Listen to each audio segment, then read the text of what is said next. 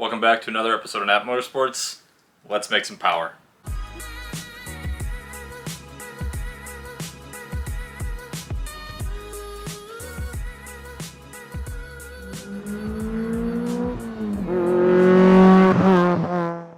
So in the last engine build video you saw, we built the ITB motor that is currently not finished by the time I'm filming this, but it will be by the time this video comes out. We built a 2-liter ITB, 85mm pistons, around 8,500 RPM rev limit. That might make 180-ish wheel horsepower. On today's episode, we are going to build a 500 horsepower capable engine block. So I'm going to take you through some of the basics, and then we're going to get started on kind of the dirty side of things, which is going to be balancing rods, piston rings, and just all the prep work so that we can just get right into assembly once all that is done. My least favorite part of all this, so we'll get it out of the way first, and then we'll get into the fun looking bit. So my standard engine build, or what you'll find in like my build in a box package, is a 250 to 400 wheel horsepower safe engine build. That's pistons, rods, oil pump, race bearings, and really just an overall refresh with mainly stock head, just some valve springs. The real difference comes when you start to go above 400 horsepower. The main caps on these are factory cast iron, which is fine. They're very strong, but the high stresses of a high power motor will actually snap the main caps. If you guys watch Greg Peters' videos, the Car Passion channel, he blew his main cap on his VVT motor. The fix for that comes with these Mazworks billet main caps. So I'll bring these over.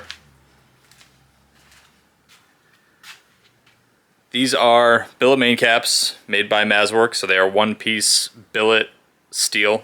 They come numbered, so there's 5 obviously that go on the bottom, and they come undersized from the factory. So what happens is when you bolt these up to your block, this hole, or this half moon, will not line up to the block half moon, and you have to get these line bored and then line honed at a machine shop. You can't do it by yourself unless you have like $100,000 worth of equipment.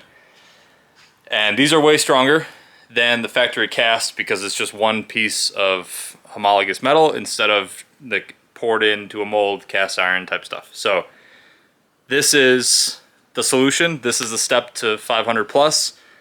These do run about 500, I think just over 500 bucks, 550 maybe. And the machining on them costs around another 900 to get them to fit into a block, at least at my machine shop.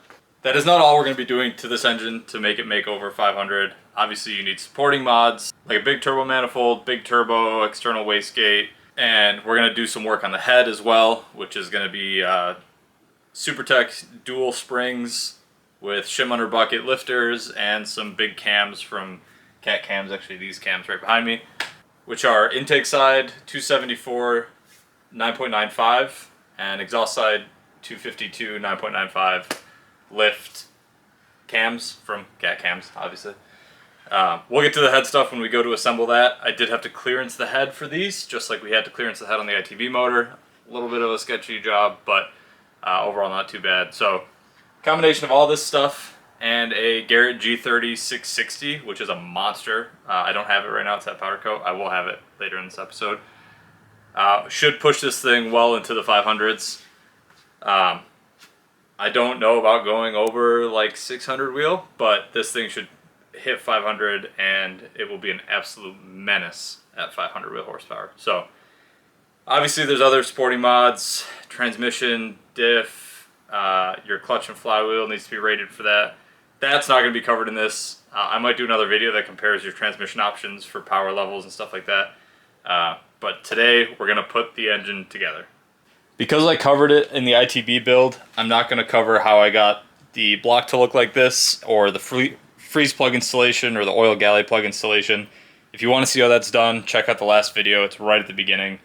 It's just some VHT paint, new freeze plugs, and yeah, that's about it. So we're going to actually cover the block for now because we're not going to need it at this step.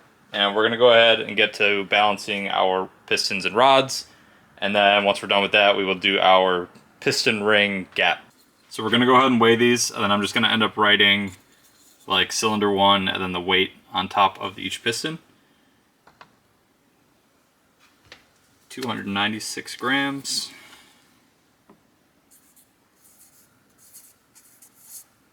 This is cylinder 1. And then we will rinse repeat for the other 3. In no particular order, this is cylinder 4, so cylinder 4, it's 295 grams. This is cylinder 2. It's 295 grams.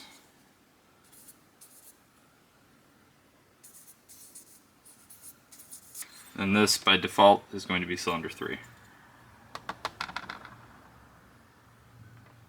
295 grams. Cylinder 3. I've only once had it where they don't match, so I'm going to measure cylinder 1 again. Yep, so pretty consistently 296 grams. We'll have to take a gram of material off this, which kind of sucks. But what we're going to do is end up this kind of ledge here.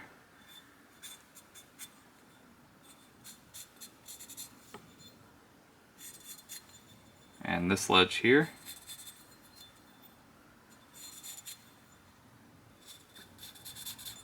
We will just remove material until this scale matches the others. So this scale sucks a little bit. It likes to wander, which is why I double check. I'm going to go ahead and when I machine or kind of grind this down, I will take another cylinder, set it on here, get the weight, and then I'll compare this weight to that relative weight, not just assuming that like 295 is 295. So I'm going to take a die grinder and we'll just remove a little bit. A gram is not a lot. So, and we could be like 295.7 or 8 or 9, and it's just rounding up because this doesn't go to decimal places.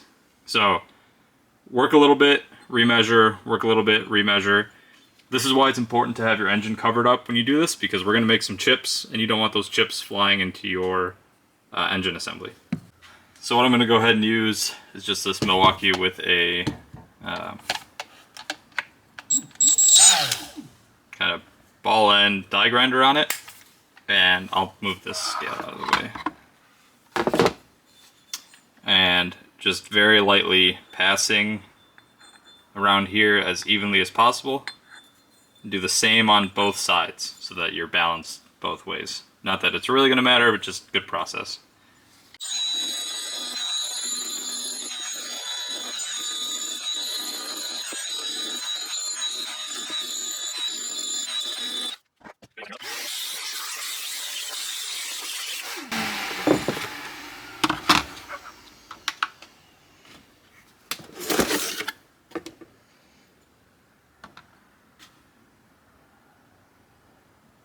$295. Let's check cylinder 2. $295. So these are now balanced. I'll change the weight on here so that it is correct. And we can get into doing our wrist pin weights. Wrist pins are pretty easy. I've never had them not weigh the same. It's just a good thing to check.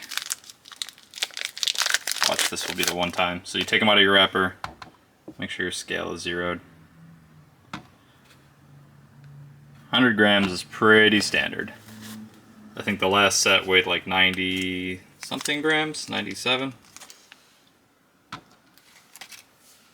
100 grams.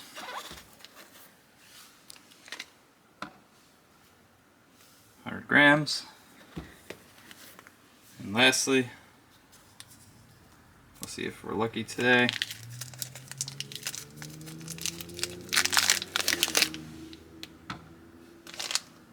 100 grams. So all 4 of these weigh the same, so we don't have to label which one goes to which piston because it does not matter. Circlips, I'm not going to bother weighing. You're not going to like, first of all, this scale will hardly pick that up. There's 16 in there and there's 7 grams combined, including the bag. So since this doesn't go less than a gram, you won't have a measurement for any of them.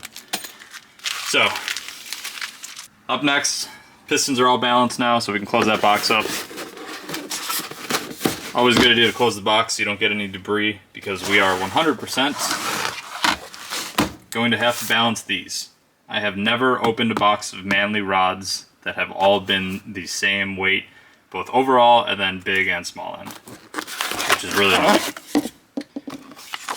So they give you this card, and it gives you like, I don't even know what they're measuring, because big end 380 grams. You can clearly see they're all over the place. Pin end 154 grams, 154, 154, 155, 156. So you can run these out of the box like this if you really want to. Plenty of people do it. A lot of people don't balance it. It's probably fine. I like to get my stuff balanced nice, and then when the engine is running, you can balance a engine shim on the valve cover like this.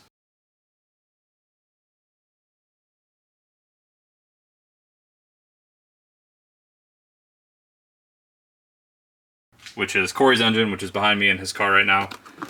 And it runs beautifully, so it's just a good process to have. Throw this box out, don't need it. So what we have here are 4 identical connecting rods. They come bagged with some oil on it so they don't rust. This is what you're looking at, so it's just rod with Manley on one side, nothing on the other. They come assembled, they're just like put together. And then on the side here you have 2 numbers. Let's see if I can get that to focus. So these say 1308 on both the rod and the rod cap. These always have to go together, and these always have to line up. There's no writing on the other side. So when you put your rods together, make sure you line your numbers up and that the numbers match. A lot of times, some of these bolts are out. For your measurements, make sure they are always all of the way in. They should be just even hand tight is fine. If you're missing a bolt or it's backed out, like way out, I don't know if it will, but it could throw off your balance numbers just because you'll have a little more moment arm on it. So what I do is I take them all out and I will set them all on the box for starters.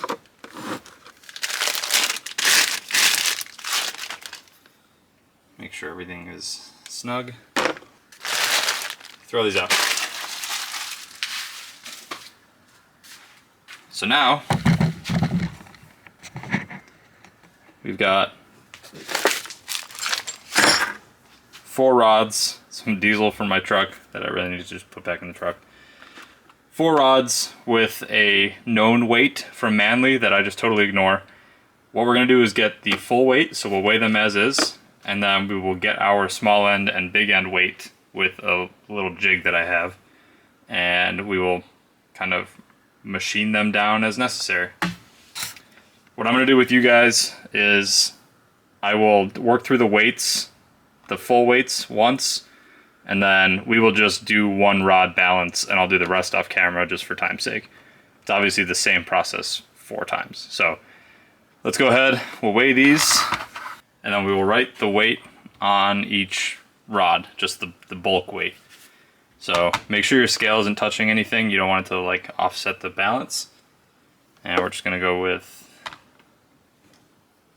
534 grams, which is pretty standard for a Manley rod. So we'll just do 534.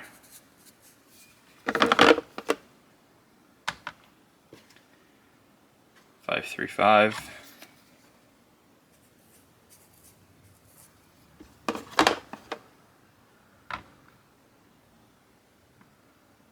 534.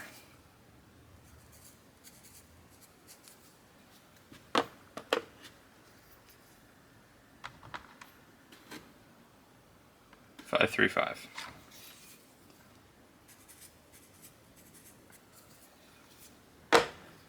So what you could do now, if you're not going to be doing the individual balancing step, is you could match. So you can match your weights. So say you had a piston that was a gram heavier, you would match it with the rod that is a gram lighter. So 534 is a gram lighter than the 535. You could match the heavier piston to the lighter rod and it would balance things out. That's the lazy way to do this. What we're going to do is the correct way to get this engine to run as smooth as possible, especially for the abuse it's going to take at 500 wheel. So let's get these balanced and we'll start the process. What we have here is my least favorite assembly in the garage ever. This is a big and small end measuring device for rod weights. So here we've got our rod, and what we want to do is we want to get the weight of this end without the weight of this end, because this spins differently around the crank and this slides differently in the cylinder. So we want to know the weight difference so that we can make sure every big end across all 4 rods weighs the same. That way the crank doesn't have any weird oscillations. And then every small end or little end or whatever you want to call this side weighs the same, so that when they're going up and down, you don't have extra force on one and less on the other, and you cause another imbalance. So what I have here is, it's a J, you can buy this, I think I got it from Summit. It's a plate with a post with this little thing on it, and then this, there is a piece that goes on here that like you can machine down to fit inside of this. I really have to do it, I haven't done it yet, so we're just, this has worked every time, I haven't done it. So what you do, and I've already set this up, is you want to make sure when the rod is on, it is level, like this plane is level, or this plane, or whatever, they're the same plane. This line has to be level to kind of the earth or whatever, ground. Just level, make sure it's level. When it is hanging on these 2 points. So this can slide up and down, this cannot, so you use this side to make your adjustments.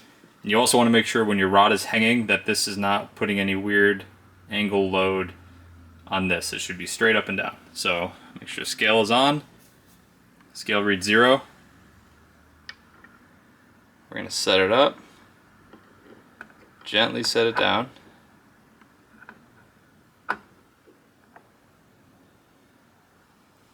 So now we know that the big end of this rod weighs 380 grams. So in theory, the little end would weigh 534 minus 380, but we're going to go ahead and measure it. So I'm going to write 380. Well, I'll write 380 on the box, and then we will do plus and minus for the rest of the rods. So I'm just going to write 380 here for the big end, and then we'll get the small end weight. Oh, you can't see that, but it says 380 down here. Right there. Just as a reference. Now we will get our next rod, do the same thing.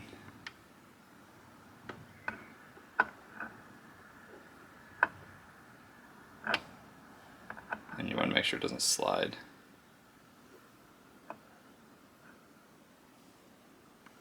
So this one is 381.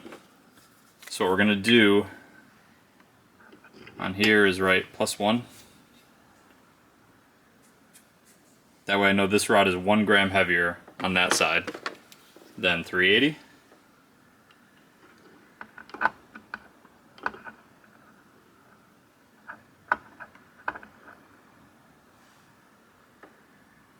This rod is 380, so this will get a 0. We don't have to remove anything from that. We'll also go ahead and put a 0 here on the first rod. And then we will measure the last rod.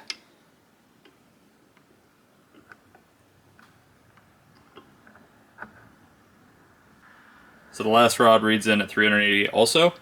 So we only have to remove a little bit of material from the bottom end of one rod. But let's go ahead and measure the tops. If you ever take the rods off and this reads something other than 0, you need to go back and remeasure, because it means that this scale is not zeroed. So now we have to do the opposite. We have to raise this up.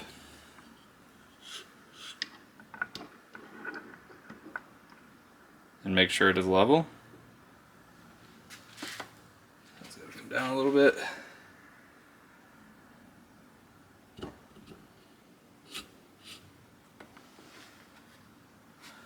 Up a little bit. And I always like to reset.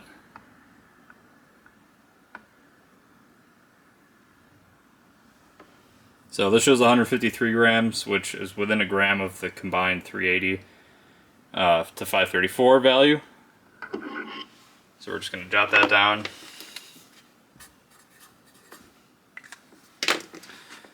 This one, same process, just over and over and over again. So I'm gonna fight with this scale for a while, but you get the idea. I hate this thing. I might go grab my other scale from the kitchen and see if my numbers agree. Okay, I grabbed my nicer food scale from the kitchen. So now we can count all the macros for these. Turns out this rod, which we'll call cylinder 2 rod for now, is the lowest, 153 grams on top. And each of the other ones is 154 grams on top. So we're gonna have to remove 1 gram from the big end of this guy, and then 1 gram from the little end of the other 3. So it's pretty easy. It makes a mess, and then you have to go through and measure it again, which is really annoying. So I'll just show you on the big end rod what we're gonna do, and then I'll show you on the little end rods what we're gonna do to get the gram out of it. So big end rod.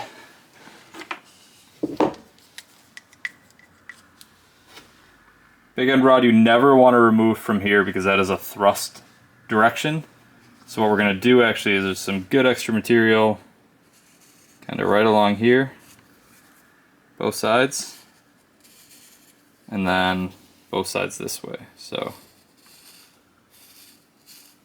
and again we'll do that with a die grinder. Leave it bolted together. Just remove, just do a bunch of passes there, there, there, and there. Make sure you do not nick this. If you're afraid, you can brake clean and tape the surface off. You know, kind of up to you. For the little end, what we're going to do is clean it off so the Sharpie can stick. This is where we're going to remove. There's no real other good spot to remove weight from the big end. You don't want to touch these pin bosses or anything like that. So all we're going to do is kind of this area here. Of course, now it's not going to focus. This area on the top, we're just going to run it on a belt sander and just do like a little pass. And we're just going to kind of mill that down a little bit. It doesn't take a whole lot to remove a gram. These are steel, so they're heavy. So a little bit of material will reference a lot of weight. So we're going to do that, remeasure. I'll show you guys on video how I do that. And then I'm not going to show you reweighing it. I'll just pick you up once they are all balanced. And then we'll get onto the rings.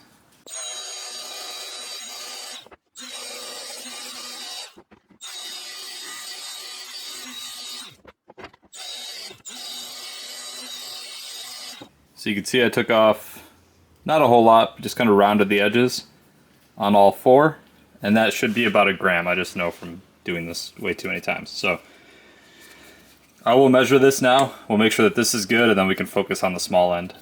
So for the top, it's a little less annoying than doing this thing. What we're gonna do is actually ride it on the belt sander, and I'm gonna run it, and I'm gonna bring it down and up, and then I'm gonna flip it and do the same thing and do that for like 3 or 4 passes, and that should be enough to bring this end down for a gram.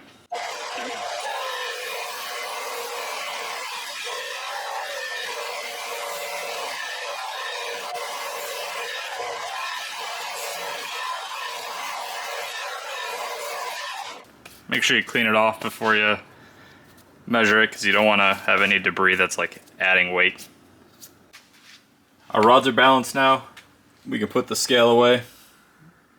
And all of this stuff, we don't need this anymore. Now what we're going to do is file fit our piston rings, and then we will essentially have all the gross stuff done before we can dive into actual assembly. So piston rings are pretty straightforward. These come as a file fit kit, so they are technically undersized, and we have to file this gap open so that they fit the cylinder bore that they go into. What's important is that this is one cylinder ring set, or piston ring set. What is important is that this ring set matches a certain cylinder. So like we have 4 ring sets, there's the other 3 boxes right there.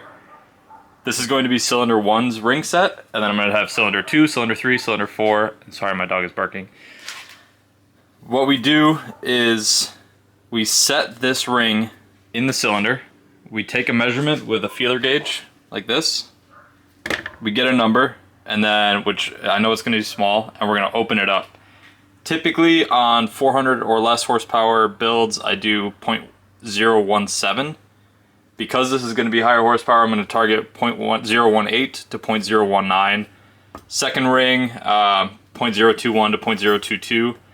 These rings, which are the oil rings on the bottom, just need to be 10 thou or less. And then this ring doesn't actually have a gap when it's installed, so we won't need to do that. But we will check all of them. We're gonna take a piston and push these down to a certain height, measure, remove. We will grind them on this jig I have over here, which is a piston ring filer that I took the crank off of and I just put my drill on the end of it. Showed this in the last episode. Super useful tool. Way easier than doing it by hand, but also very easy to blow out your ring gap if you go too fast. So if you're first time doing this, be very careful. So let's measure cylinder 1. We'll get cylinder 1 all squared away. I'm gonna do the other 3 off camera. And then once we have the piston ring set, we have our rods balanced, we have our pistons balanced, we are ready to get into the crank installation and bearing tolerancing, and then we can do the rods, and then we can assemble the bottom end.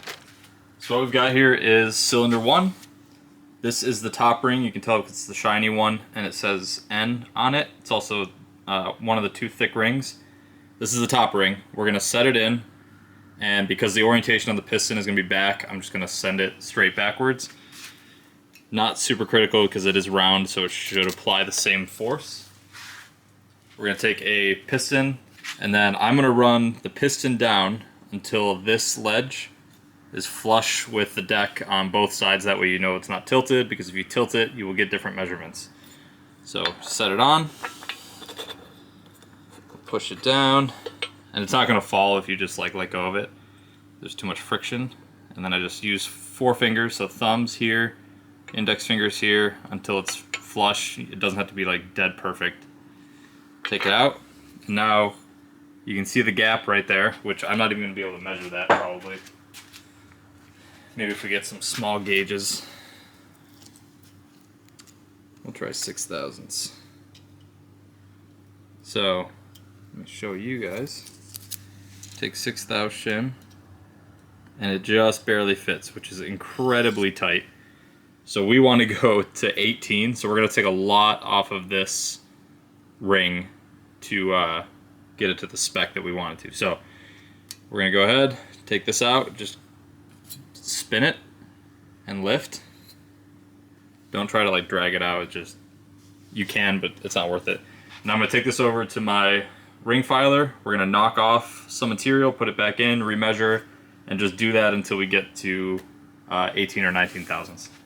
So mine's a little worn out, but if you're using a newer one, you'll place the ring against these pins, and you want to make sure that the flat of the ring opening, or the ring gap, is parallel to the grinding wheel. If you have it at an angle, you will grind an angle into it, and you will have inconsistent ring gap, and it's not good. So just make sure you have it parallel, and then don't hold too close because it gets hot. So I'm just gonna hold out here, we're squared up.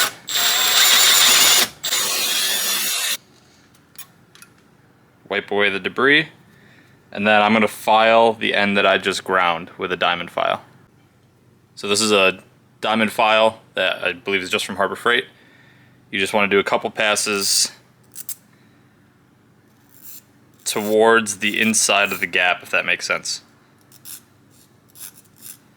On the top, bottom, inside, and outside. You can go ahead and do the side you didn't do also, just doesn't hurt. And then we'll go back and remeasure. If you ever want to check how square your ring gap is, you can compress and make sure that it lines up. So we're a little tapered out. What I'll do when I come back to grind it again is I'll put a little bias in.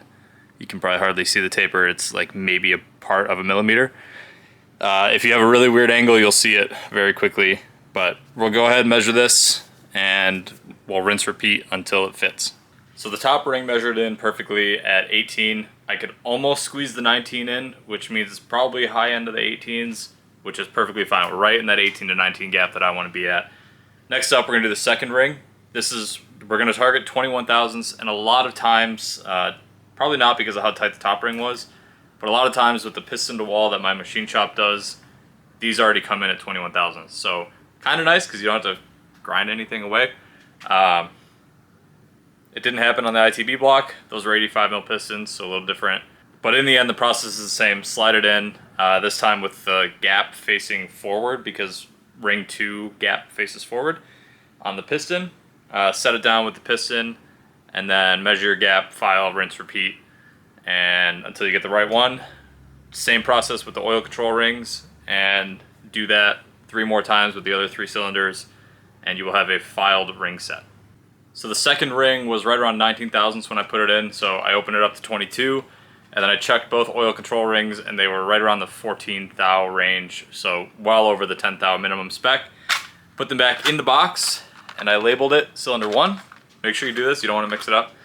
And now I'm just going to go through and do the same thing for the other 3. We'll have 4 cylinders worth, and then we can get onto the actual like nice part where you're actually putting things together and it looks cool. So I'll catch up with you when it's assembly time.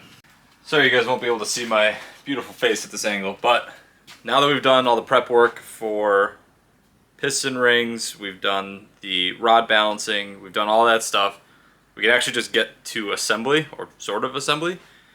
So what we have to do first is we're going to flip this over, we're going to clean it all out with some brake clean, and we're going to test fit the crank with a certain set of bearings, see what the clearances are, take them apart. If the clearances are right, we can put it back together. If the clearances are wrong, we have to half stack some bearings. I've got the crank behind me here. It has been balanced and polished. And I've got all the main caps in order, 1 through 5, with all of their main studs right here and all the nuts and washers in a little bag. Before we flip this over, I'm going to go with brake clean up, and I'm going to try and get it for you guys on camera. I'll shoot up into the main cap holes to clean out any oil, and then we'll clean them out with a Q-tip. I put it at an angle like this, really to save my own back so I'm not like trying to spray up underneath. You can leave it vertically up and down, and then grab whatever brake clean, carb clean, choke clean you want. This is just O'Reilly's. The nozzle, and then these holes right here, we're just going to blast them out.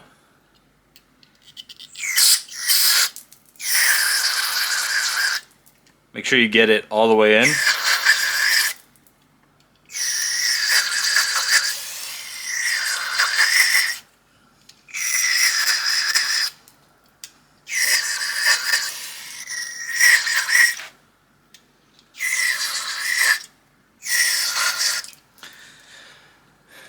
These are what are known as blind holes, so there is no other side for the fluid to come out, so you have to do it at an angle like this so that everything can flush out.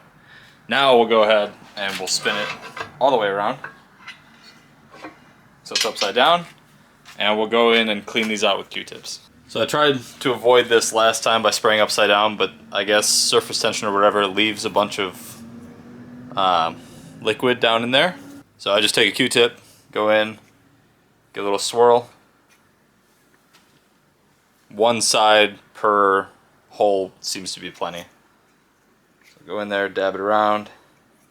Don't go too crazy on the threads because you don't want to tear the fiber up and leave the fiber in there. And now I'm going to spray these surfaces, give them a wipe down. I'm going to spray the oil galleys in here for the oil piston oil squirters. Make sure those are cleared out. I have taken the filter off. I keep the filter on while it's like just sitting, so nothing can get in there. But I took it off so the brake clean doesn't destroy anything. And the important part here is you make sure you blow all of these oil passages out. So these are the oil passages that feed your bearings. If they're clogged or have machining debris or anything in them, it will pump it into your bearing, and you really don't want that. So same idea.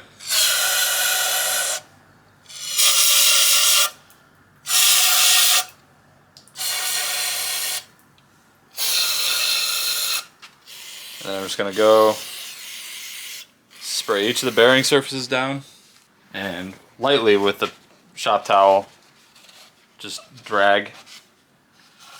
And I'm moving, every time I wipe, I'm moving down the paper towel so that I don't, these like to deteriorate pretty quick.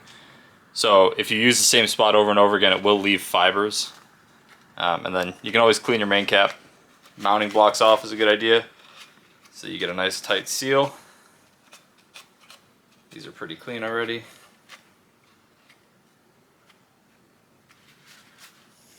And now we'll go ahead and spray the oil squirters inside. I mentioned this in the last video. This hole here is totally normal. That's just like casting. I have never seen a block that does not have that. So if you open your engine block up and you see that, don't freak out.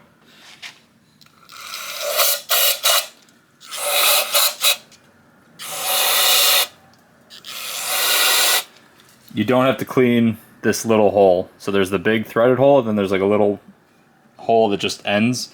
That's just a guide pin to set the angle of the oil squirter. So we're going to go ahead and put the oil squirters in first because it's way easier with the crank out. This is a VVT block, so there are no crush washers. And I torqued them to 20 foot-pounds each. I think the factory service manual states like 14 to 16.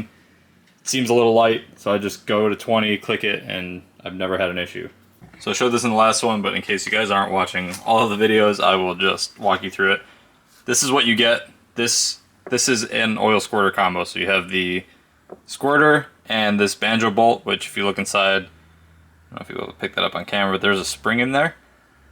So what we're going to do is spray out the bottom and spray out the side. You can't make enough pressure to move the spring with brake clean, so you got to go both sides. There's like a little set screw in there. And then for these, I just blow in through here until it comes out clear on the other side, which doesn't take a lot. I'll do one here. It's gonna make a mess, but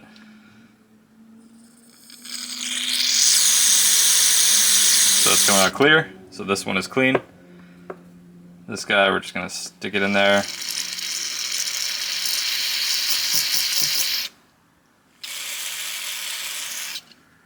And then do that for all the other three, and we will get some red Loctite on the threads, and we will install them into the block. Installing them is super easy. So you have your squirter pointing down. There's some red Loctite on these threads, not a whole lot. Put it together, slide it in. Be careful because these are very sharp. You will definitely drag your hand on it. And then you spin it until it drops into the alignment hole. So this can't move now, left to right.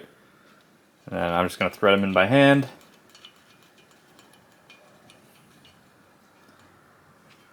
Take your torque wrench. It's a 14 millimeter set to 20 foot-pounds. And just torque them all in.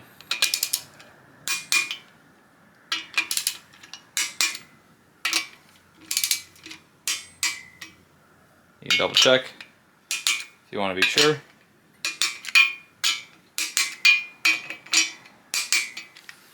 And then I'm going to take some brake clean on a shop towel and just clean the top of the bolts because we're going to put some marker on there so that we know we've torqued them down.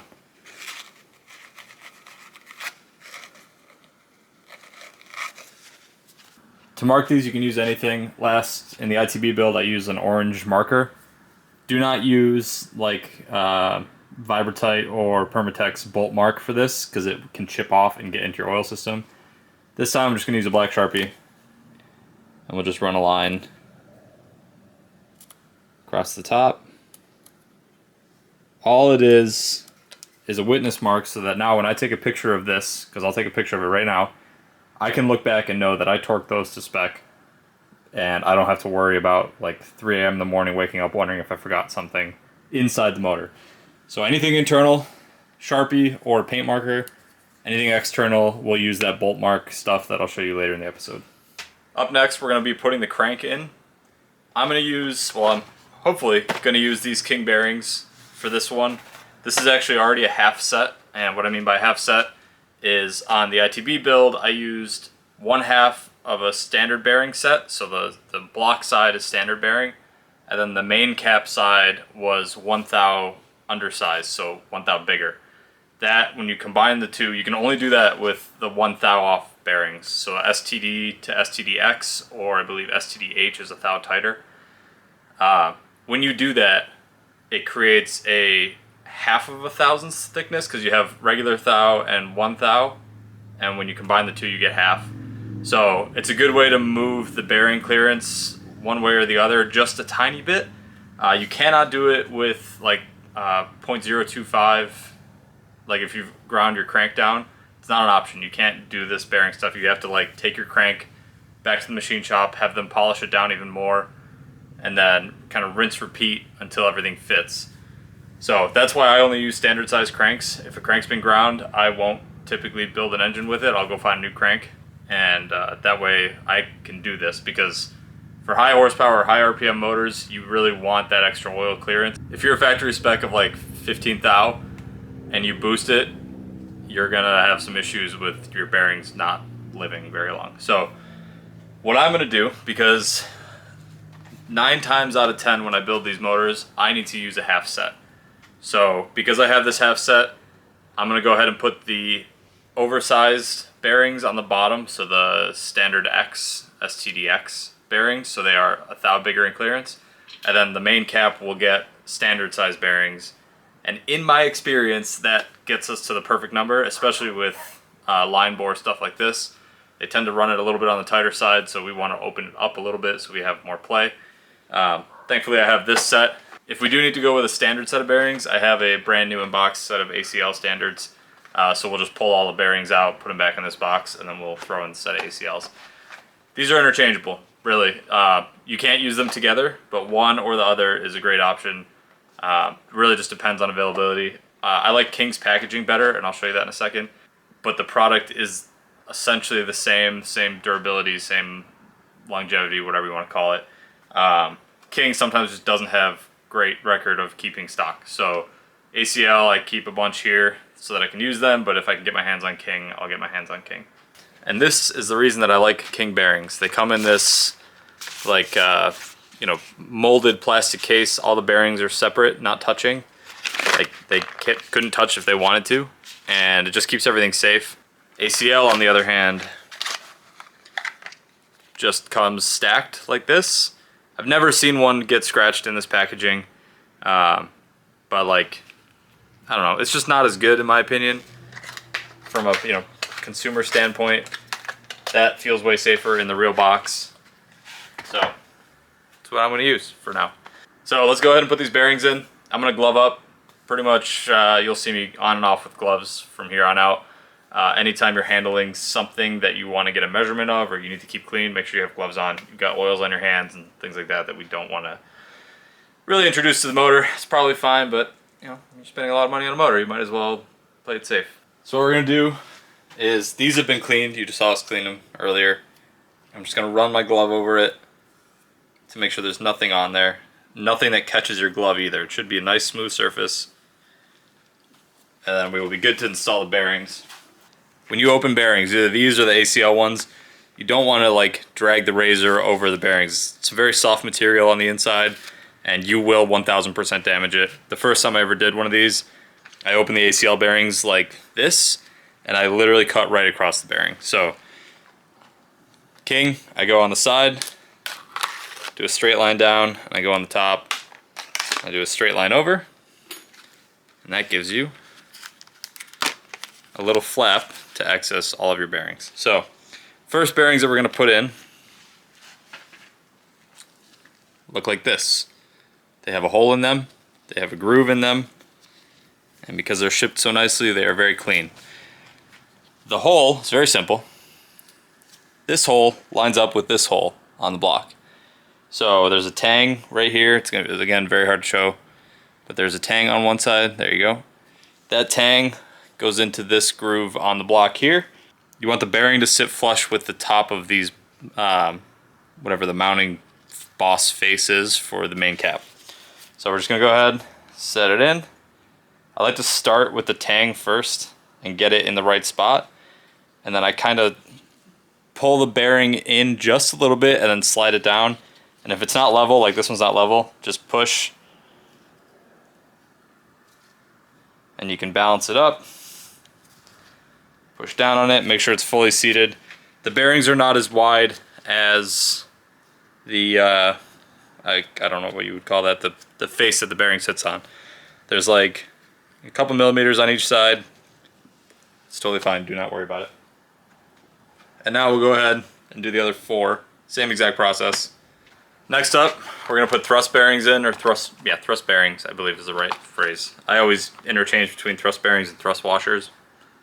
Couldn't tell you what's right, but I think thrust bearing is right. So, little tip. For a VVT engine, you have to use Mazda OEM, there's the part number,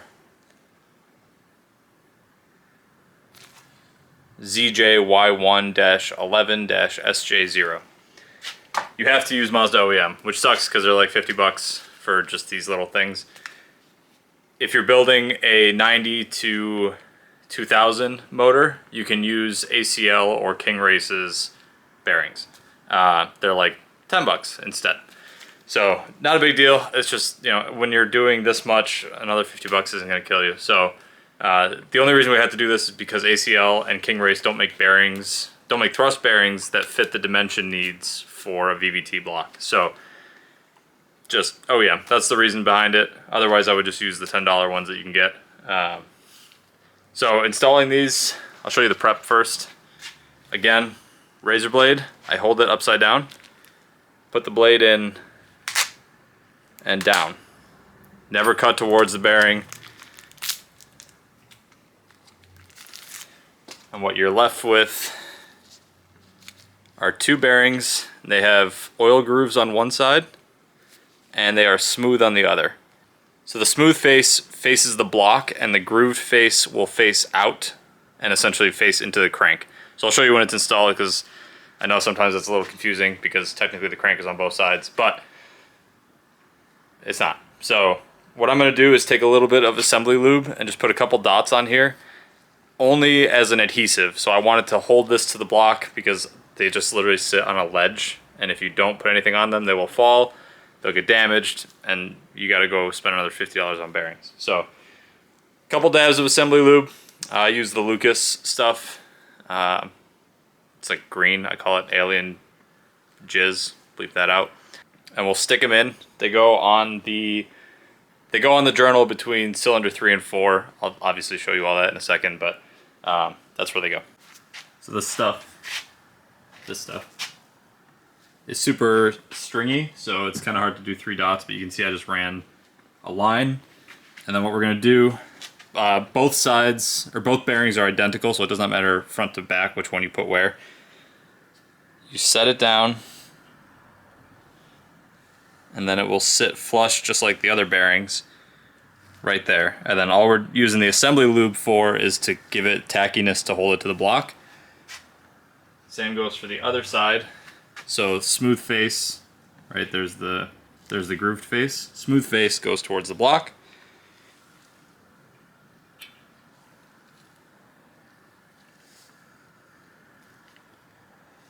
And then quick confirmation, the red tang, so there's a red tang here and a red tang here, are opposite, and the grooves are facing away from this journal. So now we're ready to set the crank in, but we have to first clean the crank. So we'll spin you around and we'll look at what we got going. Here's our crank, sitting upright, polished, balanced, and happy. But we want to make sure that we now clean out all of these oil passages. There's 1, 2, 3, 4, 5, 6, 7, 8. The center one does not have an oil passage. We are still going to clean all the surfaces, but we want to make sure we blow these out first to get any, like, you know, polishing debris or whatever from the machine shop out of that hole. So again, trusty brake clean, just stick it in. I like to go at a little bit of an angle so that it doesn't just like blow through the wall.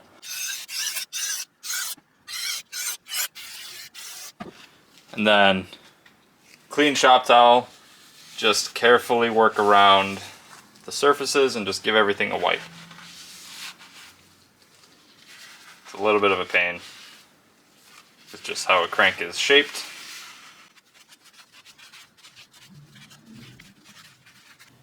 And then I'm going to go down and I'm going to inspect every one, just the holes really, and make sure that on both sides everything looks clean. There's no paper towel debris, anything like that. There's no like rust buildup, there's no whatever. This is clean. We can now go ahead and set this in the block. Because we're measuring and we don't want to throw off any thicknesses or anything like that, we are going to not use any assembly lube. So it's going to go dry for the first test fit. And once we get the right bearing clearances, we'll take it out, we'll put assembly lube on these, and we'll put the crank back in, and everything will be good. So first fitment, dry.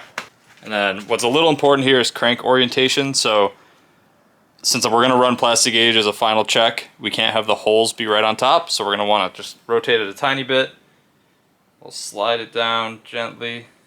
If it gets hung up anywhere, you know, be gentle with it. There we go. Make sure your thrust bearings go back to where they're supposed to be. So my top dead line is like here.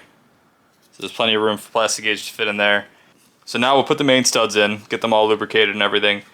We will put plastic gauge on the 5 main caps, or the 5, I guess, main bearing journals. And then we will prep the main caps, bolt them down, make sure everything looks good, take it apart, make any changes, and then we'll put it together for the final time. Always ARP main studs. If you're building a motor, just do it. It's not worth putting the stock ones back in. They can break at low power. And then you have to use ARP assembly lube. If you buy the kit, it comes with a little push bag. I use so much of this stuff that I just have the big pack. I'm just going to run it across the end of each one. You don't need a whole lot. There we go. And then the tip that I always do is you take them and you kind of spin them around each other just so you get it in the threads, and that way it doesn't push out onto that mating surface on the block. The Allen head faces up because that's how you tighten these into the block. So just get it started. And because we cleaned these out, they should thread in nice and easily. If you start hearing hissing or it gets really hard to install and you're not, like you still have thread showing, you have to take it out and you have to re-clean those holes out. If you don't and you leave liquid in there, you're compressing a liquid and it's likely water or whatever, oil, and you can very easily crack your block. So this is the boss, right? If you're building pressure in there, it'll just blow the side of that out, and then not only are you out a lot of time, but you need to go find a new engine block. So 2 studs are in. I'm going to throw the other 8 in, and then I'll show you guys the proper tightening of these studs. Okay, we've got all our studs in. For a Miata, the hex head is a 5/32 size, you know, not metric like it should be, but whatever. And all we're doing here is we're going to, so they are still loose, we're just going to snug them just a tiny bit. Like I'm using a finger. And that's it. Some people will tell you to snug them and then back them off. Some people will just put them in hand tight. I don't like to, because just like this one, you never know when you're fully at the bottom. So this is just good practice. You don't want them tight because if they're tight, it incorrectly transfers the load for what they're rated for, and I guess it makes them less reliable or whatever. So just snug them up a little bit. Now we're gonna go ahead and prep our main caps and do our plastic gauge so that we can get everything set up and bolted down. Main cap prep, super easy. We've got our bearings here, so you can tell these have no hole in them. They don't have a groove in them. They are just solid. These are your main cap bearings. They do have a tang right there, just like the bottom. Make sure you've got 5. Make sure they are clean. Wipe them clean with a glove.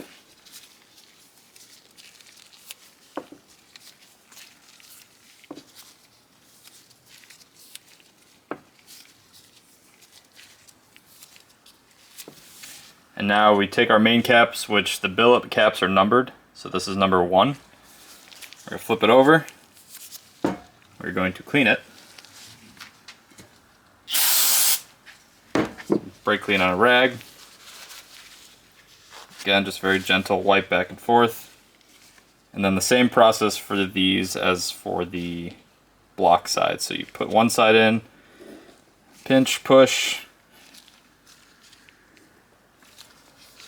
And now one is ready. And then repeat for the other 4. Plastic gauge prep is pretty easy. Also, this is Loctite. I'm not bleeding. This is the stuff I use, green plastic gauge. You just tear this little thing back, you'll find a stem. Take a pair of scissors. I'll need more than that. And then we're just going to cut little sections off. It's going to be very hard for you guys to see, but just cut little sections off that are maybe 1/4 inch long. We need 5 right now. We'll need more when we do the rods, but so I've got 5 little pieces here. We'll go set those on the crank, and then we will do this and we'll lubricate those and finally torque everything down. I find plastic gauge is easiest done without gloves on. Just you don't have the dexterity with gloves to pinch these little things. So you take one in between your fingertips and you might drop them. It's alright. Just cut a new one. Don't reuse them if you've dropped it. So this one, you probably can't really see it, but it's sitting at an angle. So I'm just going to use my nail and set it so that it is top. So we'll line that up a little better.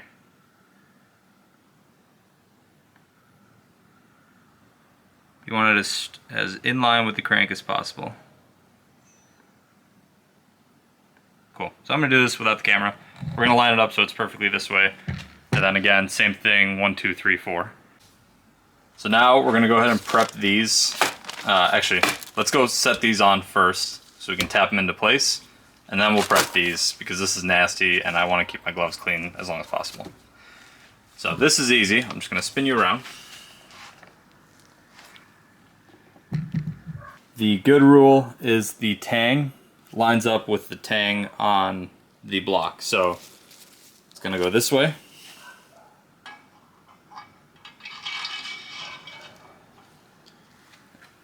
And then we're going to make sure that they are all the same. Do not ever assume the numbers are all written the same way. This orientation also happens to put the MazWorks logo facing the front of the block. So I would assume that's the same, but again, just double check the tangs are the right way. And then I'm going to take a rubber mallet and I'm going to knock these in because they need to sit in between the ledges on here. If you try to torque it down with sitting on the ledge like incorrectly, you can crack a cap. Probably less likely with these, but definitely likely with the OEM setup. Trusty mallet, we're not like whacking on it, we're just setting it so that it gets seated fully. You'll hear a tone change and you'll feel it.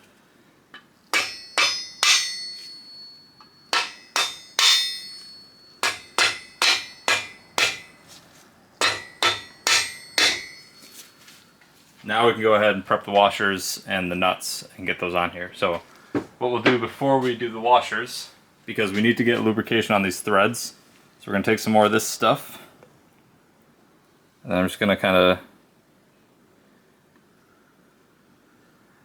get enough on each thread. Again, you don't have to go crazy.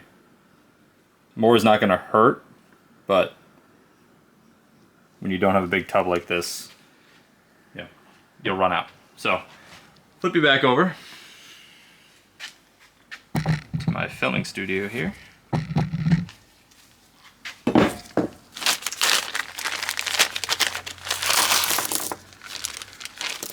Good first step is to separate and count.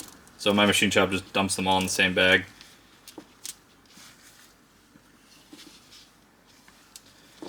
We want 10 of each. 10. Okay, so we have enough. We can set the nuts aside, and what we're going to do is put all the washers in one hand.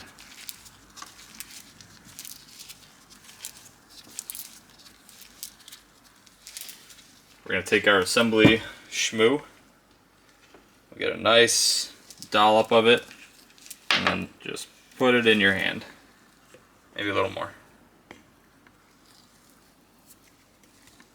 Take the other washer, and then just jumble them around.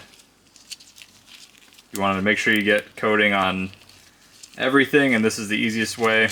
Don't try to do it cleanly, it just doesn't work.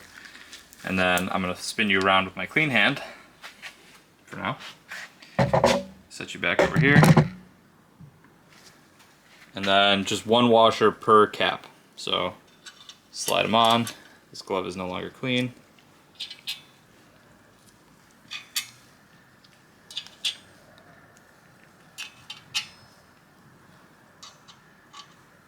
You don't want to install these dry. It will give you an incorrect torque reading, and it can gall the metal, which is essentially cross-threading.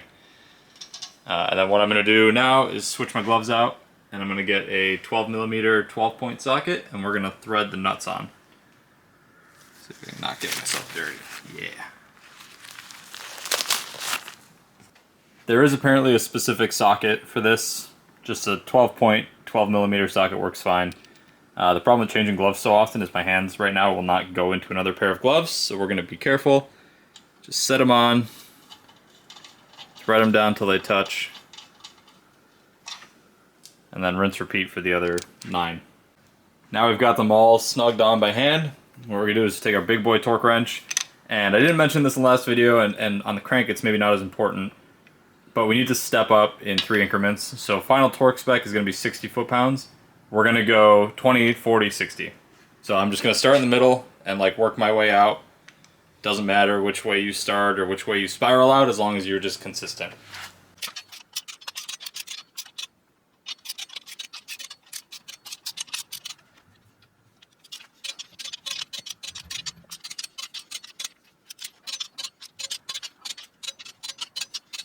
Now that I've got them all torqued, I'm going to run through one more time just to verify. Again, I've never had them not be at torque spec, but never hurts.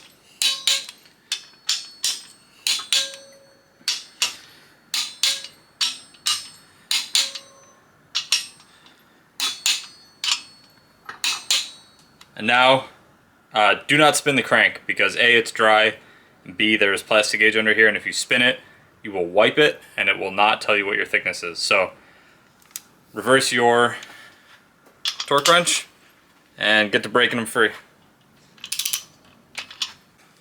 So I'm pretty surprised, honestly. The bearings are coming in, so you can see there's the squish.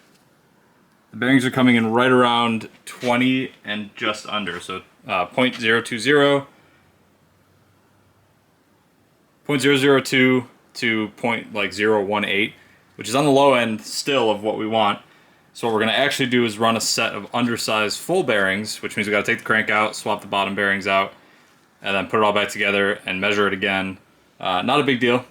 I have a set, so we're going to go full undersized, which should get us to 23 thousandths, which is, sorry, 2.3 thou, which is where I want to be with these, anywhere from 0.2 and worst case 0.25.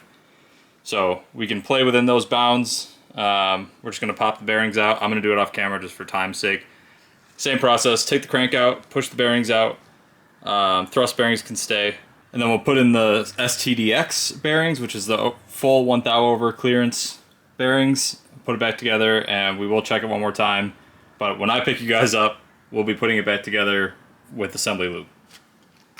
Alright, so we got it spec'd out. It required a full oversized set.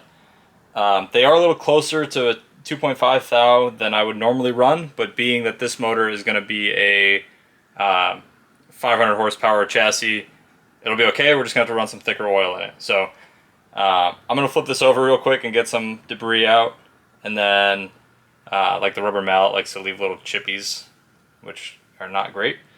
So we're going to spray this out, and then we're going to put some assembly lube down here, smear it around.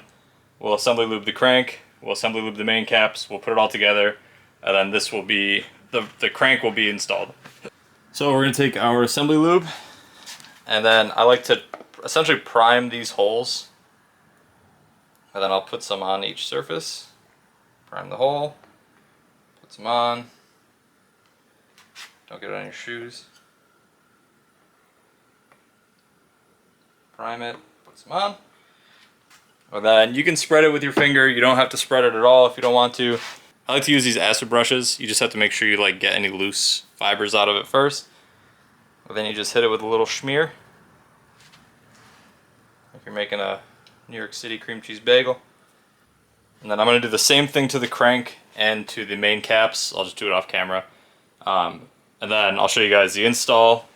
We'll torque everything down and we'll be able to spin the crank by hand. Alright, let's put the crank in so we can feel like we've done something.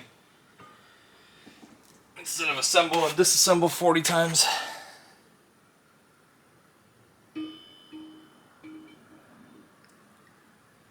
Don't spin it yet because the thrust bearings will, the thrust washers will roll out. Let's put the main caps on first. You can see I've lubricated them. It's under one, tang to tang. Should put gloves on. Torque sequence again, 20 foot-pounds.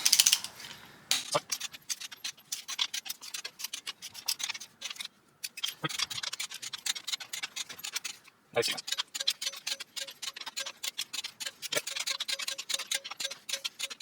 Take the Sharpie, I just do a line up each one that I've torqued.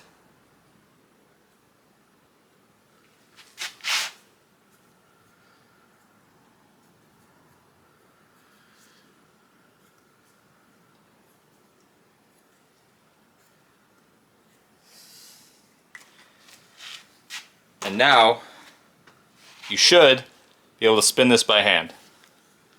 Very easily. Like, if you have to fight it, something is wrong. So just, it's a good sanity check, and no, spinning it the other way doesn't hurt anything. Actually, this is the real way that it spins. So everything's good. Honky dory. So now we'll flip it over and we'll get started on the rod installation. So I'm going to start with cylinder 1 and 4. So I'm going to put the crank at bottom dead center, which in this view looks like top dead center, but key way down. That way when we insert the rod, we can get our hands around and make sure that the rod doesn't hit the bearing cap. It's time to do piston things. So before we can put anything in the motor, we have to assemble the pistons and rods. Thankfully, because we did all the prep work earlier in the episode, for me like 2 days ago, this part is very straightforward. I'm going to show you guys, we're going to assemble all 4 up here on the deck. Well, I'll show you guys one of them. I'm going to assemble all 4, and then we will put cylinder 1 into the motor, and the process is the same for cylinders 2, 3, and 4. So I'm just, for time's sake, because videoing takes forever, I'm going to do those on the side. So we'll do cylinder 1 up here, and then you'll see us cut into doing cylinder 1 on the motor. I'll explain the process of doing it on the block, and then, you know, we'll do the YouTube snap, and we'll have 4 cylinders, 4 pistons in the motor, and we'll be ready to do pump, pan, stuff like that. We're going to try this up high angle here. So we're going to take cylinder 1 rod. Can't forget a set of bearings. We're going to want our cylinder 1 rings, and then we're going to want our cylinder 1 piston. We also want a wrist pin, and then we can open the baggie and take out 2 circlips. So I'm going to clean all these first with some brake clean, just spray them out. In here, the cylinder, oh my God. The rod, I'm going to spray through the holes here. I'm going to spray in here, make sure that's all clean. We'll clean all this off. We're going to want to separate it, which we can actually do now. So easiest way to separate a rod is to loosen the bolts a little bit.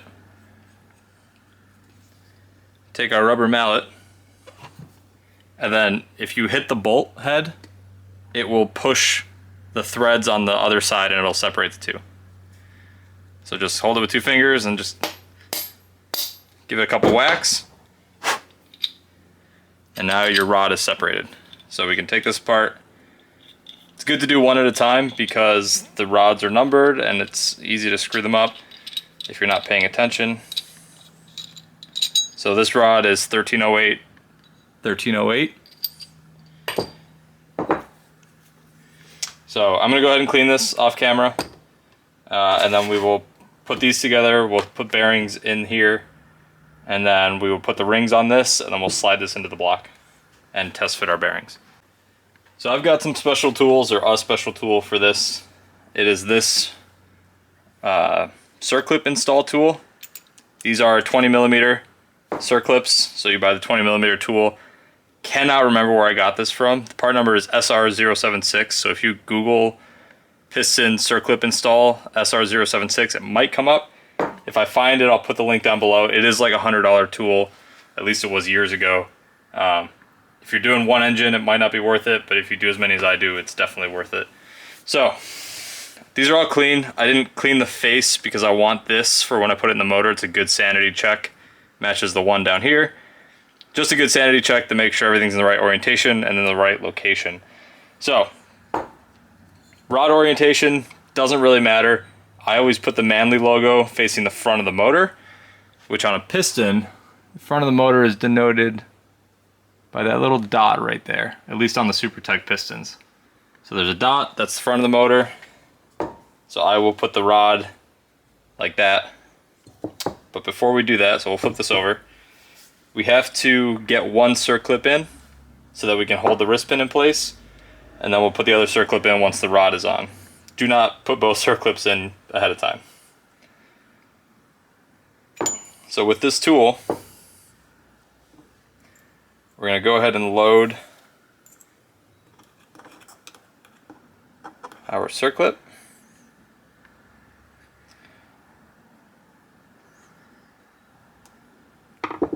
This is like a bomb. So circlip is just hanging out. I have it angled all the way forward. And then I'm going to take my wrist pin and I'm going to slide it in. Doesn't matter which side you start with. Slide it until it's just shy of the circlip groove. And then I'll hold it with my other hand. The tool goes on here. Kind of nudge the circlip into the groove. Take the slide end of it, then you just push. Oh, and I messed up.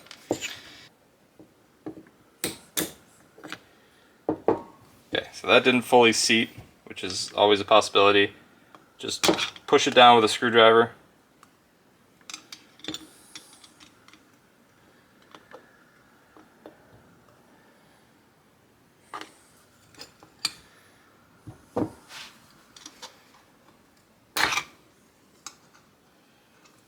Okay. So it didn't fully seat with the tool. I think my tool is getting worn out or something. It hasn't been working as great lately, but it's done like 15 motors for me, so I'll take it. Good thing to check is if you look down the barrel, the ring is halfway in, and if you really want, you can put a screwdriver on it and push it around, make sure it's seated. Or you can push the wrist pin against it and make sure there's no gaps. If there's a gap, it means it's not touching, and you need to push it down. So now slide the wrist pin out. Front again is here, so this is the front. And what we're going to do is lubricate the wrist pin with some assembly lube. We're going to lubricate the inside of this. You can prime these if you want. Then I'm just going to get dirty with it. Same with the wrist pin, just pre-lube it.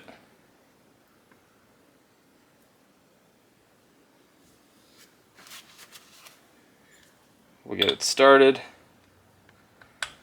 So I'll put the rod or the wrist pin in so it's just barely sticking out.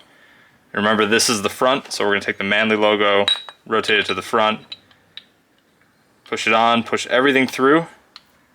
So the rod will go left to right, that's totally fine. And now we do the same thing for the wrist pin circlip on this side. So we're going to load it.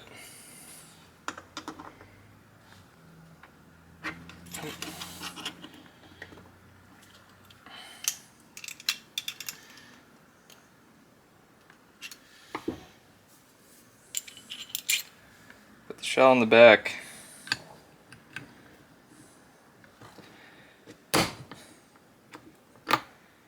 Push it all the way in. That one worked perfectly. So wrist pin is seated on this side, circlip is seated, circlip is seated over here.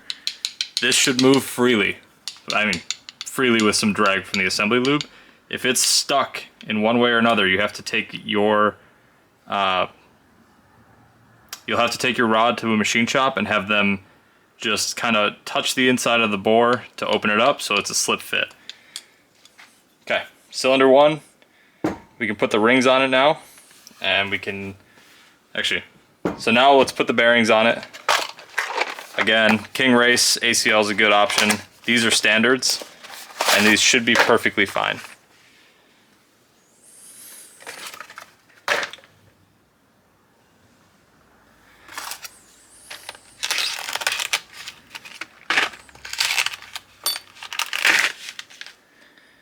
So we'll clean it.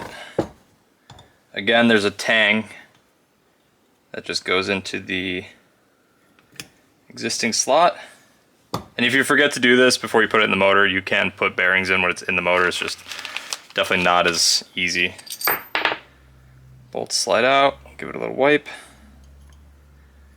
Tang goes in, and then push it till it's flush. Now we can flip it over and we can do our piston rings. Again, cylinder 1, cylinder 1. The orientation is as follows. This is the front of the motor. This ring goes on first, and it needs to go, let's see if that'll focus, with the W. So when it goes together, it looks like a W. The W has to face up. If it looks like an M, it's upside down. So this ring goes on first, and the gap, well, there's no gap, but where it joins has to be on the intake side. So these are the bigger cutouts at the bottom, and they cannot overlap. It should just butt up end to end. We'll take one of the 2 oil rings, which are the thin guys. There is no up or down on these. They are non-directional. One of the gaps, the bottommost ring gap, goes over here at around like 1:30, 2 o'clock. The second ring gap, which is the upper one, will go over here around 10:30, 11 o'clock. So what I do is I kind of spiral it, catch it underneath, and then I walk it around.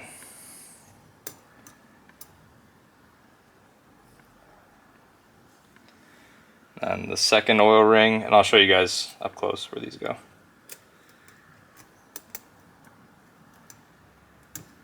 Okay. So it's moved a little bit. So the W's here, which means I gotta rotate these rings.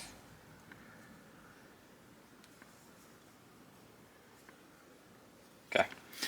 So my W is here, and it doesn't have to be perfectly at like 6 o'clock. It's just in this general area. And then the bottom ring on the oil control, the gap is here, kind of right at the end of the flat for the wrist pin. And then the top ring groove is kind of at the end of the flat for the other side of the wrist pin. So that's your oil control setup. And now we got to take the next 2 rings. Shiny ring is your topmost ring. Dull ring is your second ring. And they have an N. At least the Wiseco rings have an N on them. N faces up. And for these, you want to use a ring spreader. These are like 10 bucks. Hook the ring in it and you can open it. Second ring, the gap faces forward. So make sure the gap lines up with the dot. And then we'll set the back in the groove. Try to, sometimes it's stubborn. There we go, set the back in the groove. Slowly release, and then pop it in, make sure it all fits in there nice. Top ring is same but opposite, so the N, again, goes up, but the gap faces the back of the motor. So I won't spin the piston around so that it's easy to trace.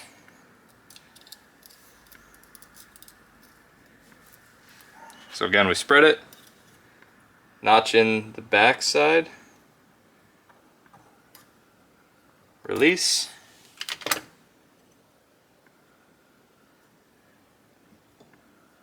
and we are good. So this piston and rod combo is as assembled as it needs to be to go in the motor.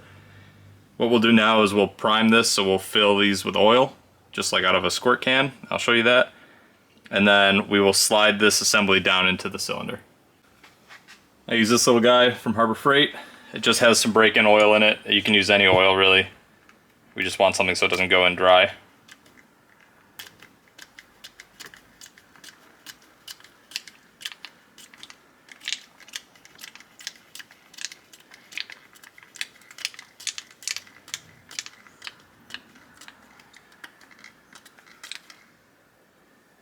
Okay.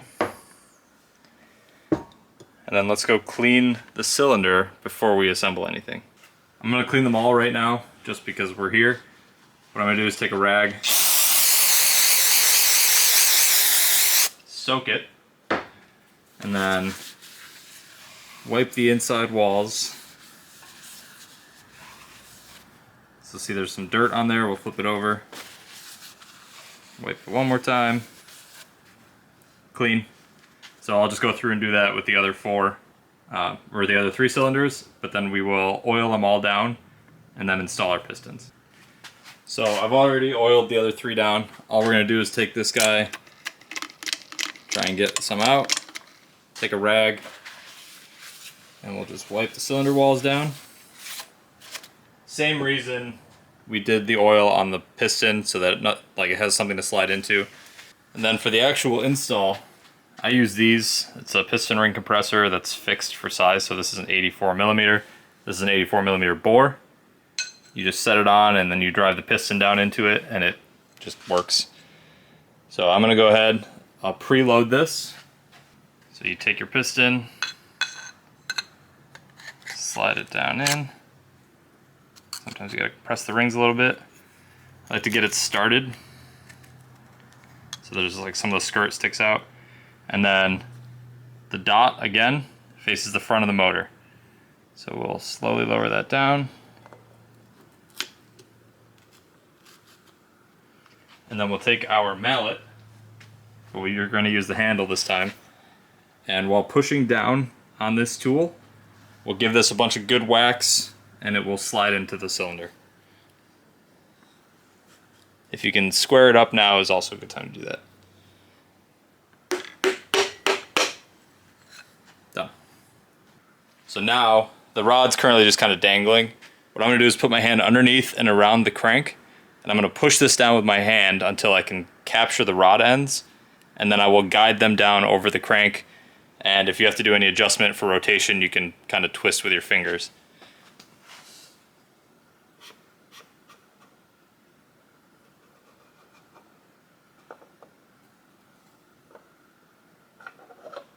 There you go, and you'll feel it sit in.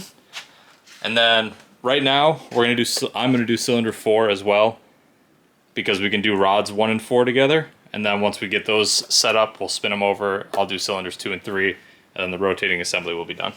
So we've got cylinders 1 and 4, or pistons 1 and 4 in. I do have 2 and 3 in right now with no caps or anything like that. I just wanted to get them all in. You don't have to do it this way. I typically do 1 and 4, do all the measurements, and then I install 2 and 3, and then do all the measurements. Because now I'm gonna have to rotate the crank while also keeping my hands on the rods. So a little more involved this way, but like method-wise, I can do all of the rings at the same time and everything, so it just works. But what we're gonna do now is more plastic gauge. So we're gonna put a piece of plastic gauge on 1 and 4, torque the caps down, 60 foot-pounds, and then remove the caps, measure. Depending on what we get, we can half bearing it or not.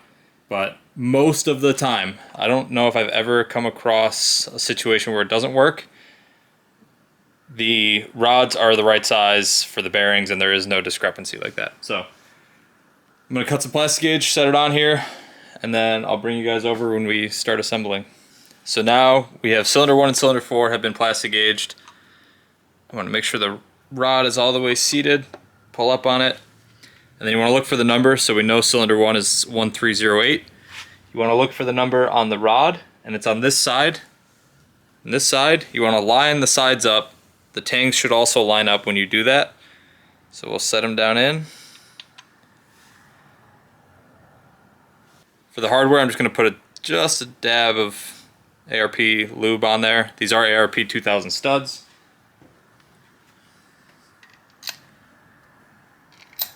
Do the same thing for cylinder 4. We will tighten and we will check. These are 7/16 12 point. Again, run them in by hand.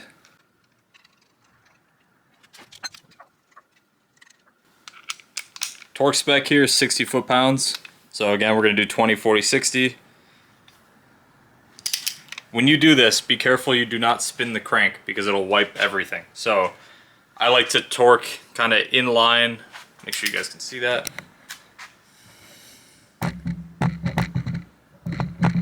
I like to torque in line with the crank and make sure I'm not putting any force on this, especially with how easy the crank spins.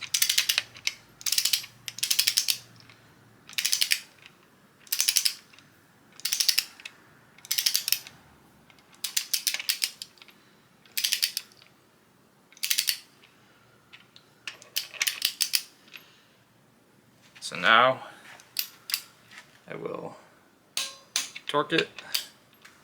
And then the process is the same, so I'm going to back the threads off a little bit.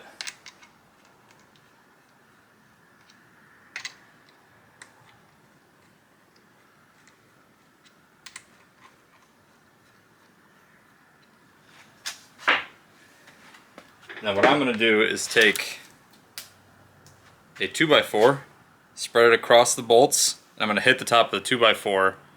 I'll angle you guys up so you can see it, so that I get equal load down instead of trying to, you know, carefully knock one side or the other, which does work. That's how I used to do it. But this way it'll hopefully push straight down and I won't get any rocking.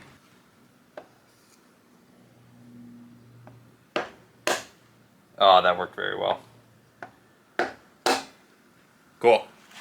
So these are actually a little bit tight for what I want, especially with how much power this car is going to make. So I'm going to go grab a half stack from the basement, and we will put oversized bearings on this side, and we'll keep the undersized on that side, and we'll assume the same for the center. We'll obviously check them, but looks like we're going to be a half set of bearings here. All right, bearings checked out at right around 20 thou, or 2 thou, sorry, 0.002, which is fine. It's good with me. So now we're going to assembly lube 1 and 4. So I just push the piston back down a little bit. Got some lubrication on it. Get that off the mating surface there. So those are lubricated. We'll push the rod back up, and then we'll pull it into position. Same with this guy.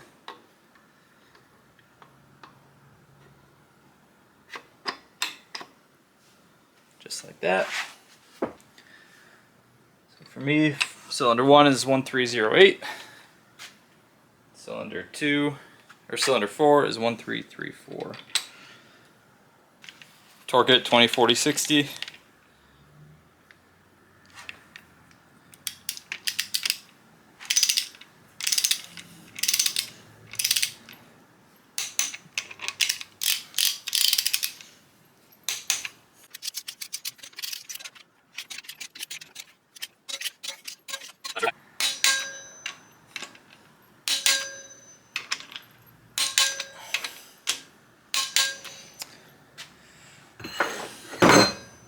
Went through, marked torque lines on all of them. I'll take a picture now. And then at this point, I'm going to spin the crank over and do cylinders 2 and 3. Same exact process. Made it a little difficult because I put the rods in already. But we'll just carefully rotate, push up, keep rotating. Once they're free, they're fine. Now I'm going to guide the rod while I push up on the piston until I can get my hands under it.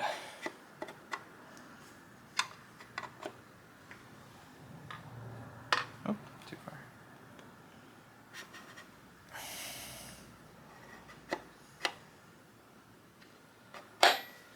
And then, so this video isn't 7 hours long. I'm just gonna do this off camera, but I'm gonna do the same as I did on these. So the bottom is standard bearing, or the rod side is standard bearing, and the cap side is going to be the oversized. And I'm going to start with that, measure it, make sure it's good. It was perfect for these two, so I'm assuming it's perfect for these two. And then we'll have a finished rotating assembly that you should be able to rotate by hand. Alright, center rods are measured and torqued. It was the same combo, so full size, half size, everything worked out beautifully. And then a good check when you're done. It's not going to spin very easily, but it should spin freely enough so you can grab the counterweights and get some motion around it.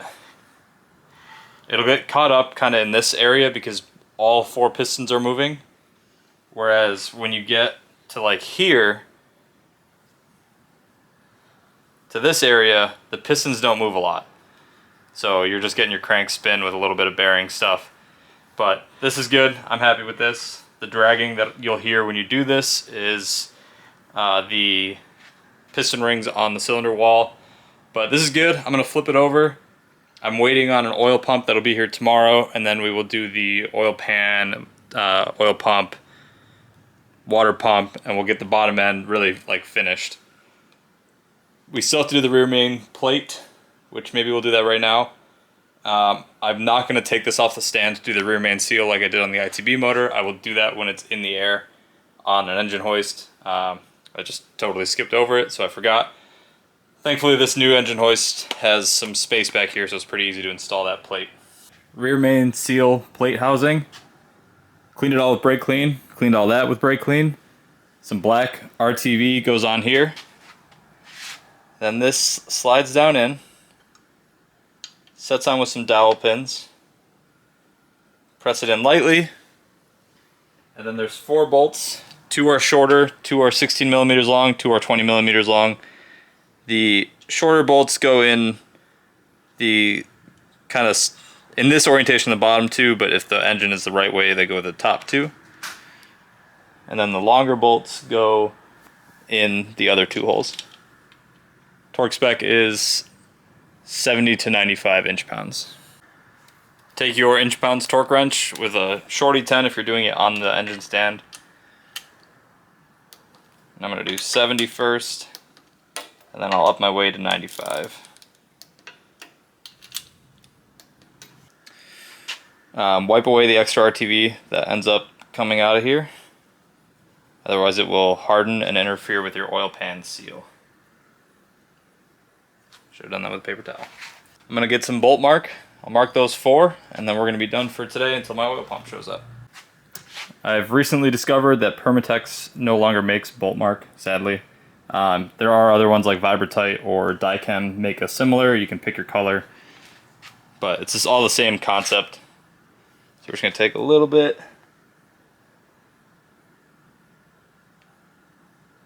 on each one because these are exterior bolts.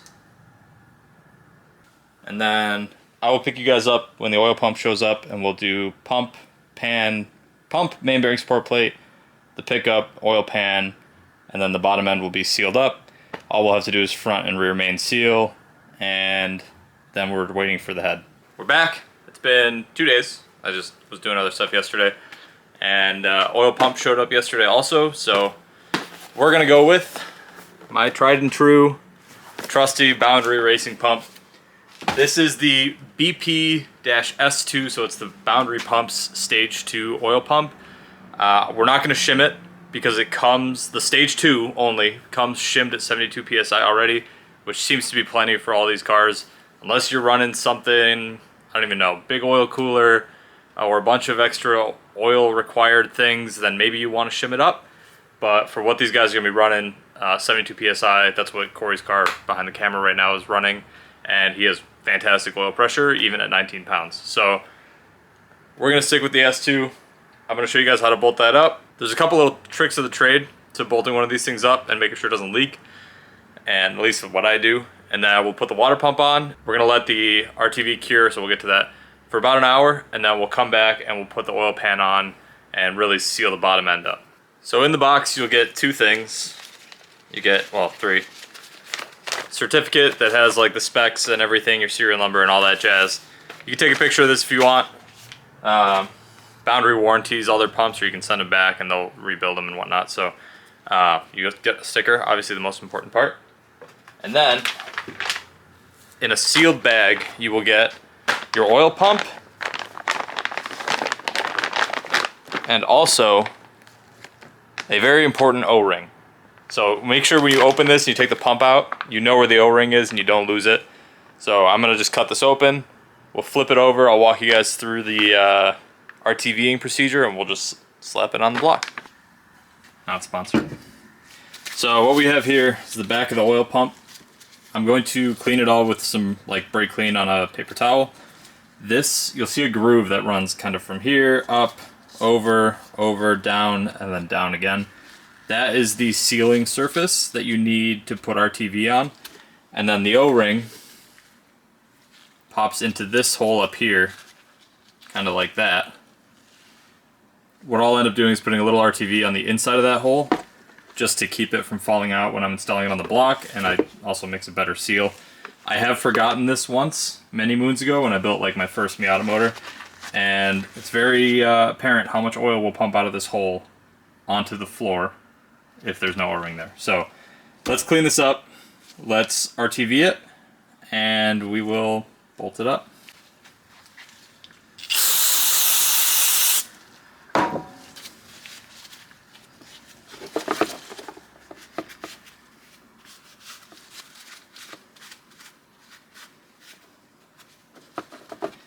also gonna go wipe the block surface down. For RTV, we're gonna take our Ultra Black and just run a line, and I'll show you this in person when it's done. You don't have to go crazy.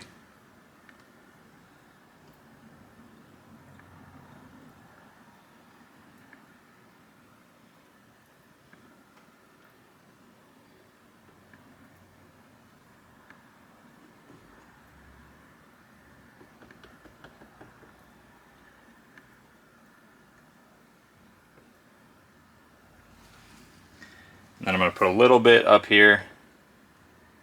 Don't really even pull the trigger that hard, just enough to put a tiny bit in. So you can see I went around each bolt hole, and then there's just some up in there. So we will push this on here, and then whatever RTV comes through, I just smear it on the front side of it. And then this, personal choice, you can leave it if you want, but I like to give it a little bit of a smear. These gloves are way too big for my hands, which is crazy. Forgot that guy. Gotta put RTV around both sides of that.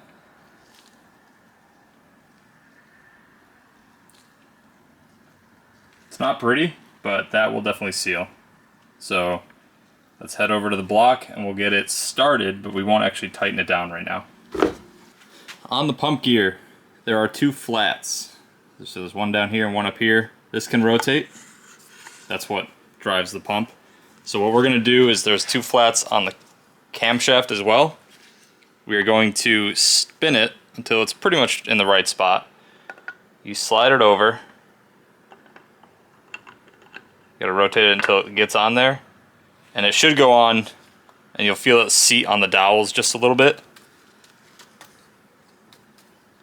Give it a couple taps.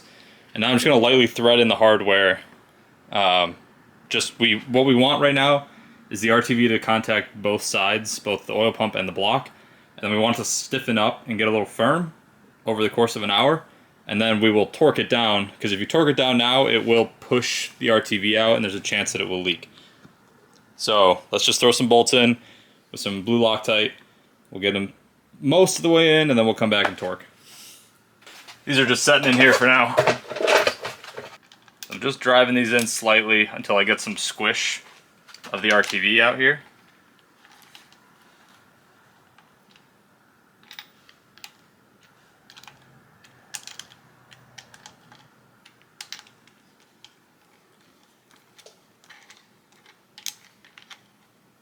Now everything's contacting, so the RTV, there's probably still like, I don't know, less than a millimeter gap in between here. It's gonna allow that RTV to set, and then as we do the final torque spec, which I believe is 20 foot-pounds, it will squish the RTV, but not squish it out like it would if I tightened it right now. Let's move on to the water pump next, and then we will be done up here for an hour until this is set, and then we'll flip it over and put the oil pan on. Alright, water pump. I use these cast impeller pumps. If you're looking for these, I carry them on my website. They're pretty hard to find, so I found a distributor and I'm holding them near and dear. And then I'm using an OEM gasket, but I've sprayed it with this stuff by Permatex, just copper spray gasket. It's like a sealant helper. Not required, but I have had good luck with this stuff never leaking, so spray it on. It's kind of weird, but it works really well. This is an OEM gasket. This is the part number. B6BF, come on. B6BF15116. Your local parts dealer will definitely have these. For installation, these only go one way, and I can't tell you how many times I do this. It still takes me a minute. There we go. And what I'm going to do is I'm going to put 2 bolts through just to hold the gasket in place, and then we'll mount it up to the block. I've got 2 bolts started. This way the gasket can't fall. We'll just set it up.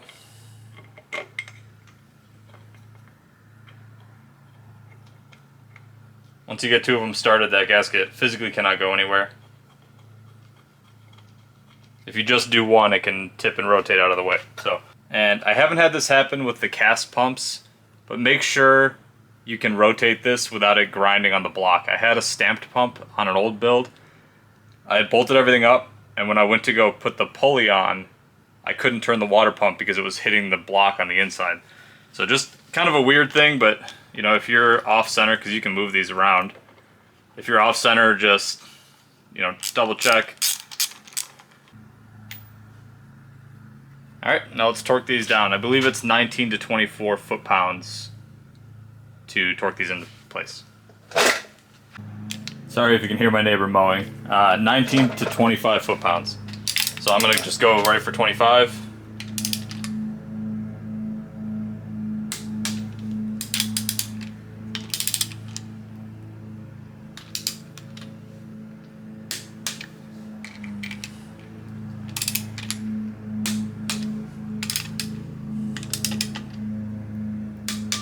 Double check them.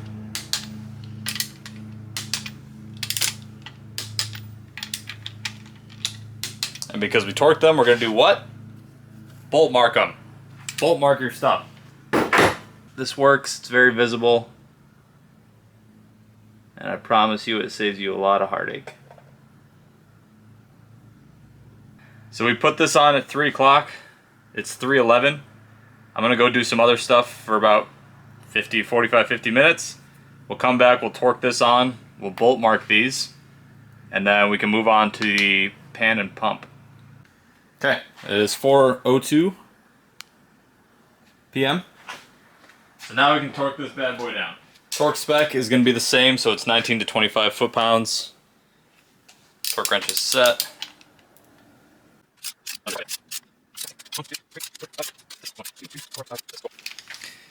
Now we'll bolt mark these.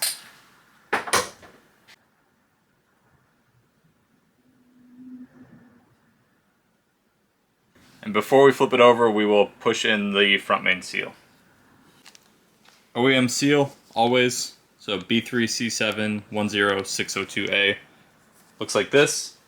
I'm going to put a little of assembly lubricant on both surfaces, just a tiny bit. Help it slide in, and then we'll install it with the Flying Miata tool. Got a little assembly lube on it. Just get it started.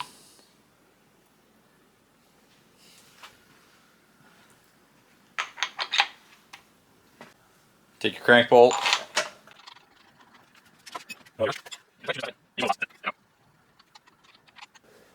This is Flying Miata's install tool. They make printed ones now that are much cheaper than the metal ones were. Works great. I use it every single time. I highly recommend just buying these. So let's flip this over and we'll put the pan on, we'll seal this thing up, and the bottom end will be ready. And then whenever we get the heads, we will do the heads and install them on the blocks. The most important part for putting the oil pan on is making sure you have everything before you start, because this process needs to be done in a pretty smooth pattern just because you're using RTV and you're stacking RTV. So there's a lot of, you know, time involved, and you don't want the RTV to get too hard.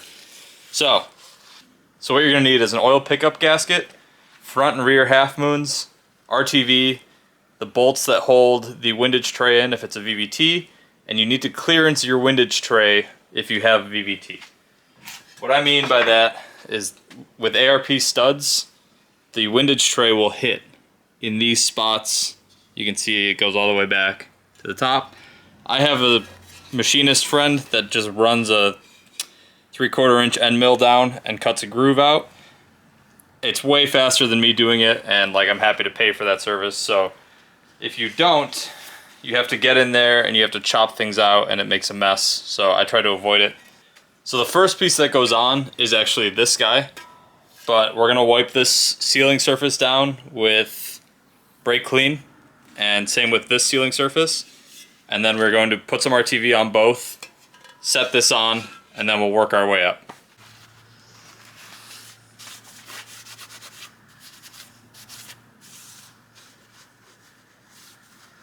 A lot of times when you spin the motors over, assembly lube will fall out. So I just like to go through and make sure there's no lube in there, because that will prevent the RTV from curing, which causes a leaky oil pan, which we don't want. Clean this off while we're here. And then I'll clean off both sides of this.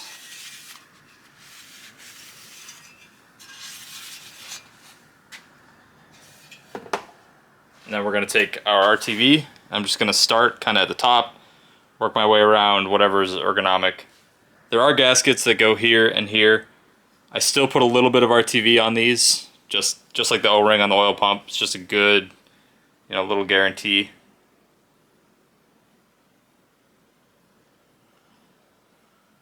And we don't have to go crazy.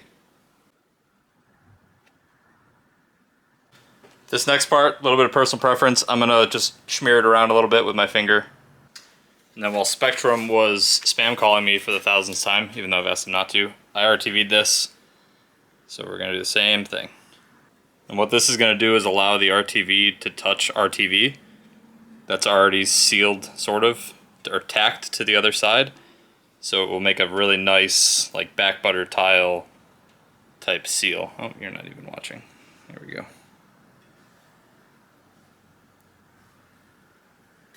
Flip this over. We'll set it on. Line the holes up kind of roughly. These are oversized, so it doesn't have to be perfect. And then we're going to go ahead and put these 8 bolts in that hold the windage tray in. They're like a T20 inverted Torx bit. An 8mm works perfectly also, so that's what I'm going to use. Red Loctite on these for sure. Don't drop these.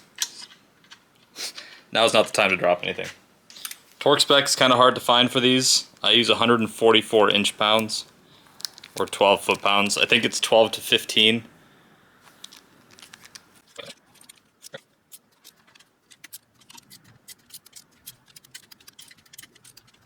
And now we're going to prime the oil pump. So I'm going to fill it with some red assembly lube. That way on first crank it really gets some good vacuum and you immediately build pressure.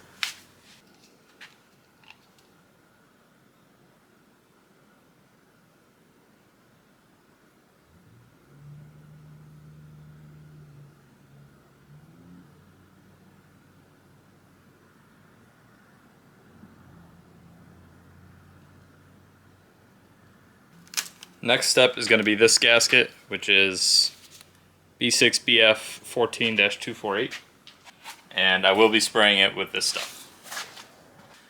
For your oil pickup, it's a good idea to spray brake clean through out to the opening before you install it. That way if anything's stuck, it has an opportunity to flow out.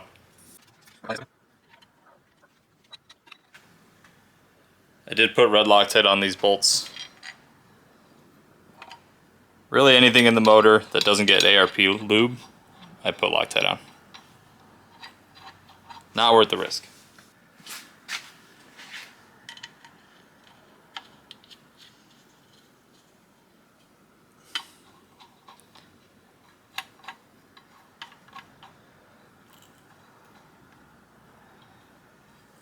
These 3 bolts get torqued to anywhere between 70 to 95 inch-pounds.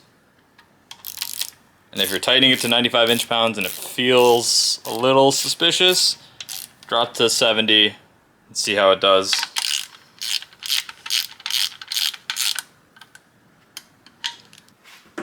And now we can get started on the pan gasket. So there are two pan gaskets. This is the front. It's B54110427. And then the rear is B54110428. They have a little bump on one side of them that faces into the, out into the bump notch that's on the front of the cover.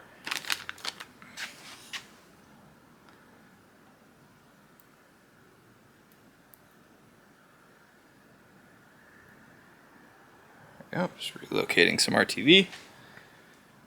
I'm going to take the same RTV from earlier, and we're going to do the same thing. We're just going to run around.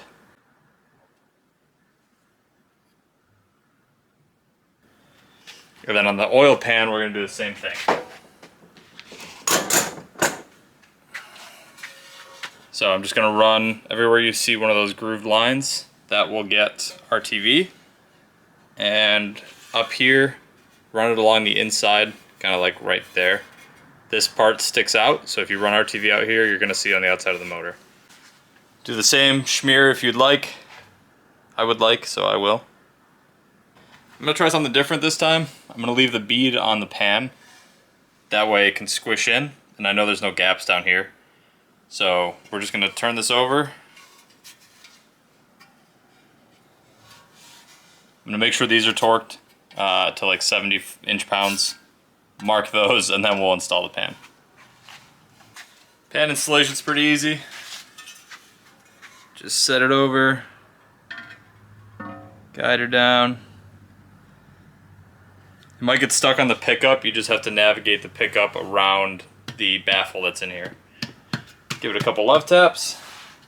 So now we're gonna put bolts in. There's 16 that go down here, and there are 2 long ones that go up here.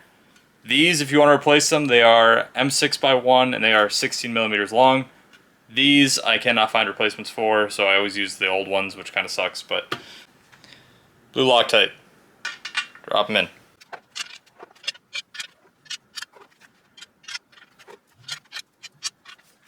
At your own risk, but I'm going to use this guy to just get them started, and then we will do the proper torque sequence, and we will do the proper torque spec. I am going to tighten them in the right sequence, so it's kind of opposing. You start here, you do the one back here, you go here, you do the one back here, here, next one inside, next one inside, next one inside, and you just work an X pattern into the center. That's it. Torque spec is 70 to 95 inch-pounds again. So these front pan bolts, because they're into aluminum, I will do at 70 inch-pounds. So it's these 4, and then the rest of them I'll do to 95.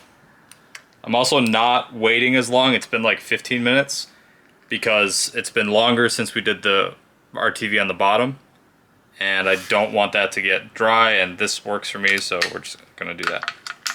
So I'll bring them all to 70 right now. If I can tighten them, there we go.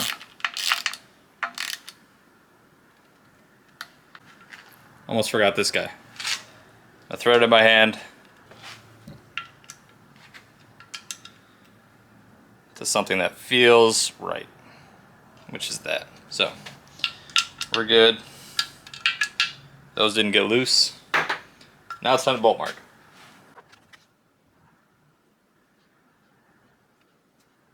Good idea if you have a bung on here that you're not going to use for a while, is put a cap on it. So I'll put a 10AN cap on there, and I will put the drain pan bolt in there so that it's all sealed up correctly. And then we'll flip this back over, bag it once this cures a little bit, because you don't want that, and you don't want the orange getting all over everything.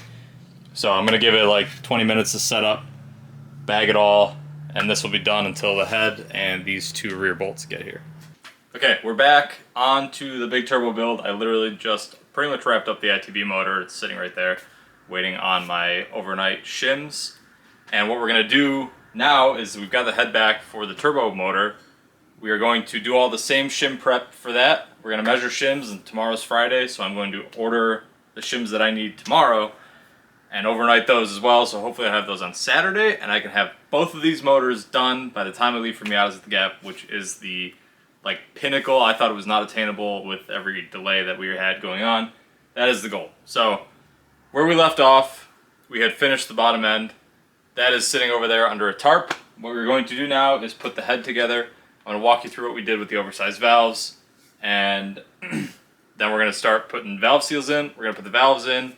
We're going to put springs and retainers in, and then we're going to bolt it to the block, and we will start our shim measurement job, which I will link the video on how to measure for subs in one of these corners here, and you can go watch that. I'm going to skip it. I'll give you the gist, but I'm going to skip it on this video just because it takes a lot of time.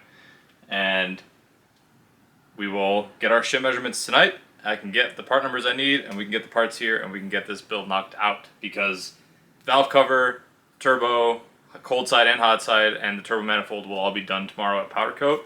So we can really start bolting this thing together, and it will very quickly go from a bottom end to a full long block with intake and exhaust turbo stuff on it. So I'm going to shut up. Let's get to it. So we've got a VVT head here, as usual, and you can see I had to clearance a little bit.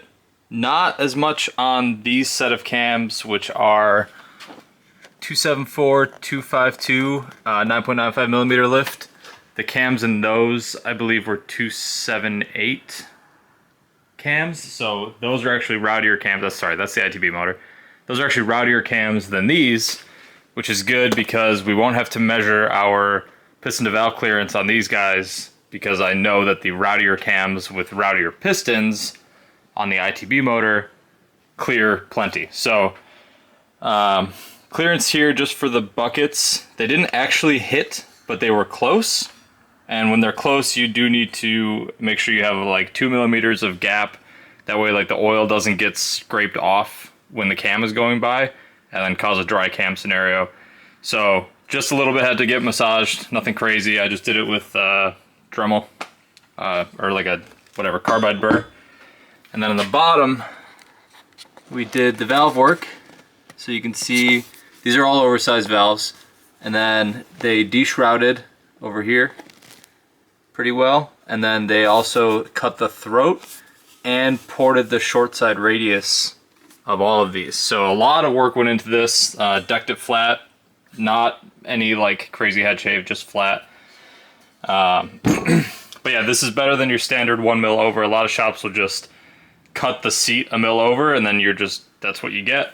These are actually semi-ported, throat cut, oversized valve, all the goodness. So while it was expensive, it was 100% worth it and will benefit this when it's trying to make 500 horsepower.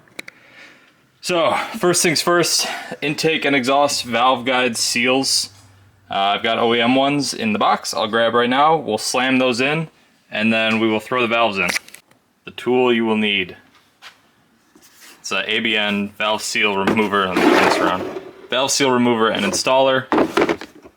We want the 6mm because these are 6mm valves, and then the tool sits right there. You just thread the piece into the end. And then here are the valve seals. They're upside down right now because I put some assembly lube on the inside of all of them. But green is exhaust, and then the gray or black or whatever is the intake. It is labeled on the bag. So here's one of the bags. It is labeled on the bag. It'll say exhaust on the green bag. And yeah, so now all we're gonna do is slide these on. I'll do one right here. Try to do one. You slide it on to the end of the tool. And then exhaust side is over here. You take it, the stem goes into the valve slot. Like that. And then you're just gonna push. That's it. You can see it's installed. You'll feel it kind of click in. And that's it. So rinse, repeat, do that 16 times. I'll pick you up when we're done with that, and we're gonna throw these valves in. All right, seals are all in. Head is flipped over. We've got your exhaust side is now on this side, and intake is over here. Look at that nice bowl cut finish. Well done. So I've got the exhaust valves out. These are numbered 1, 2, 3, 4, 5, 6, 7, 8. And all we're gonna do is take them. Cylinder 1, obviously, where the 2 cam seals are. Or cylinder 1, valve number 1. I'll never not make that mistake. So we'll slide that in, seat it, and we will work our way down till we've got 8 valves.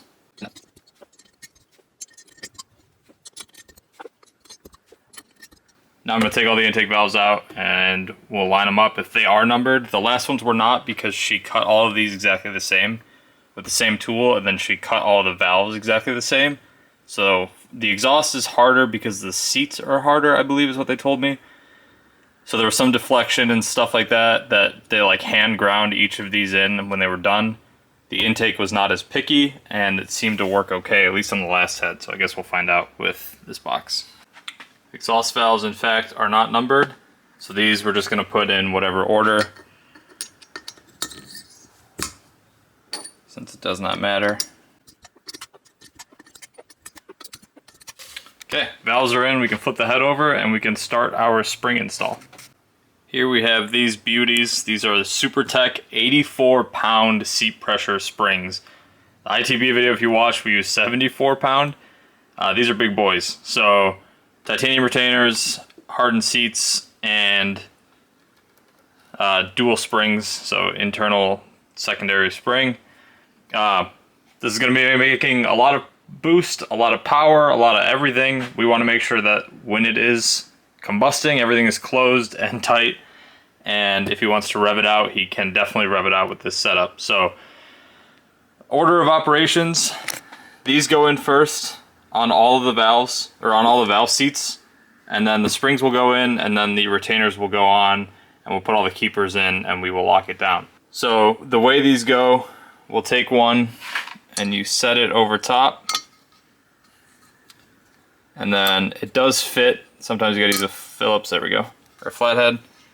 You want it to go down over the seat, like that, so it's fully sitting on the bottom of the head, or I guess the top of the head on the machine surface that you see there. So repeat that 16 times, and then we'll throw the valve or the springs on. Once they are all seated, springs are next. These do not have an orientation like the OEM Mazda ones do. They just pop on, rinse, repeat, 16 times. And then the retainers just go on top.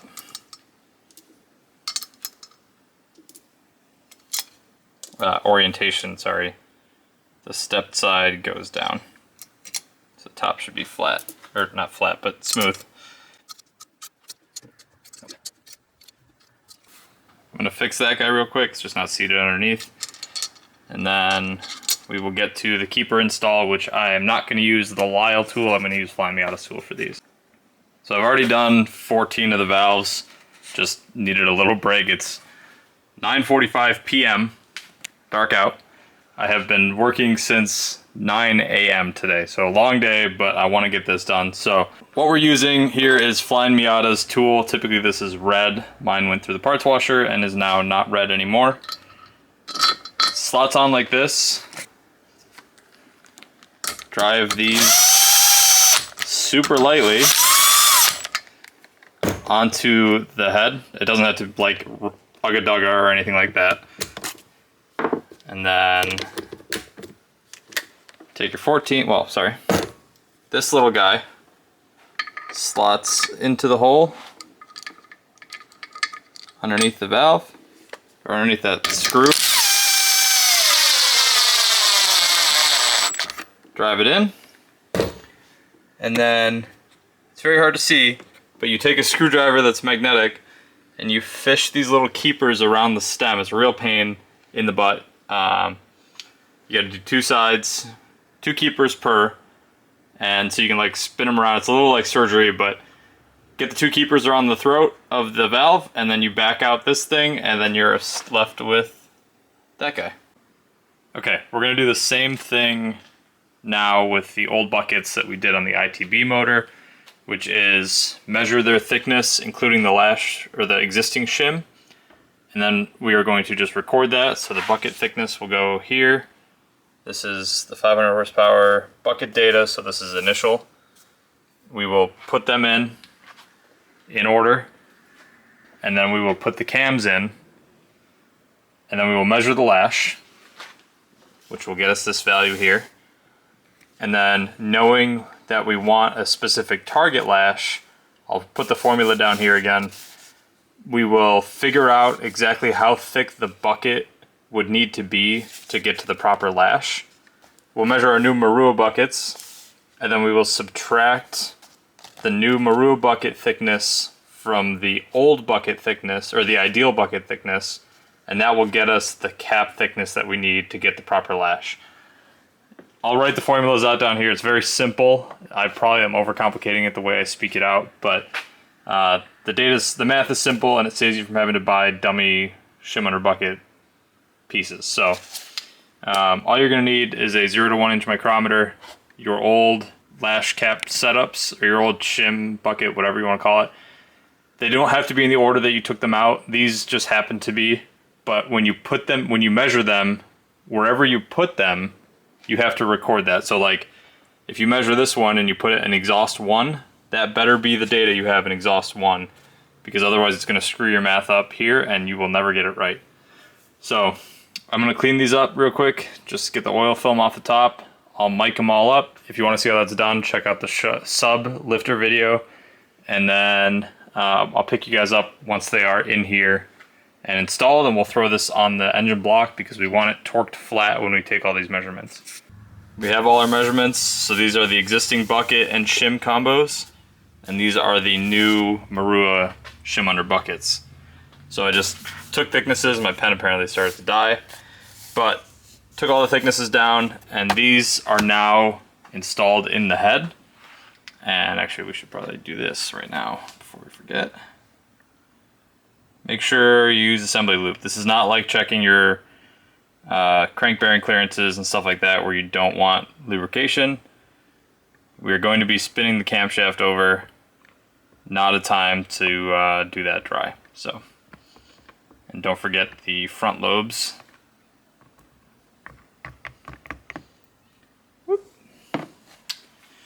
But before we do this, we have to do head studs. So, block is cleaned. I wiped it down with like a paper towel with some brake clean, just carefully wiped it all down.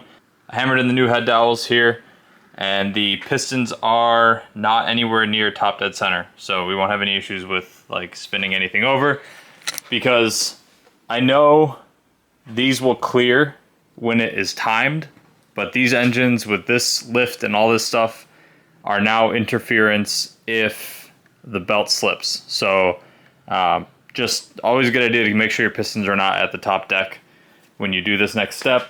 But yeah, so I've got ARP lube on all of these, and then I'm gonna set you guys up on the tripod, and we're gonna throw them all in, snug them down, and then we can put the head gasket on, and we can put the head on, torque it down, put the cams in, get our measurements, call it a night, hopefully before 11 o'clock tonight.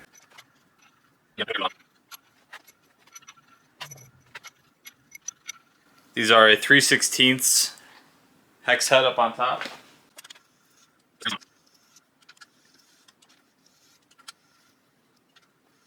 For the head gasket, we're using Cometic. It is C4568040, and this is an 84 millimeter gasket. If you saw the ITB motor, we had to use 85 mil because they were 85 millimeter pistons, so make sure you match to your piston size. And then I'm going to spray this with some copper spray real quick before we install it. But I do want to note the orientation of this needs to line up with the oil squirter back here. So make sure when you install it, everything looks like it lines up, and then you can see that little relief valve right there. Because if you can't, then you're not going to get oil pressure to your head. Got our copper spray. Make sure we line up the oil passage there.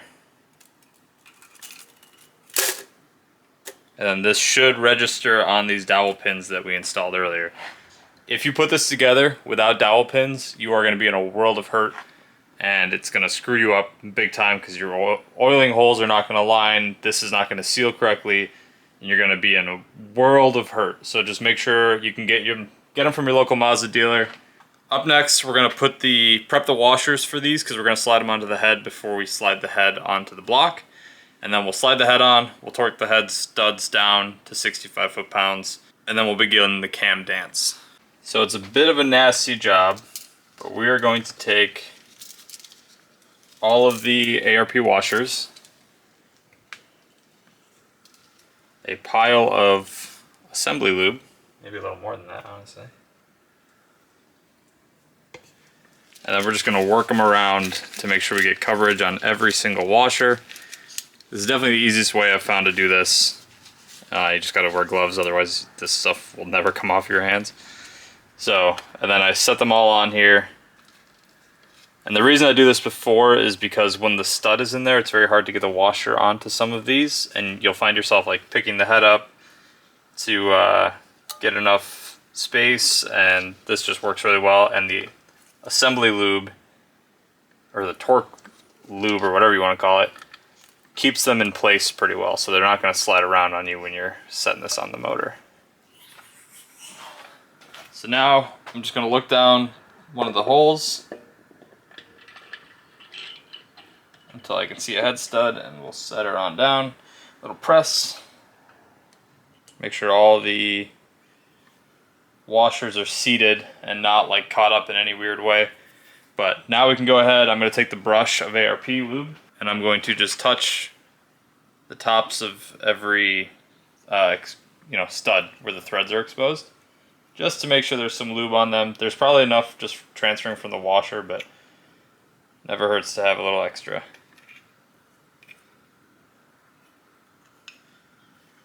Up next, we're going to take our 1/2 inch with the ARP studs, just a 12 point, and get them all started on here.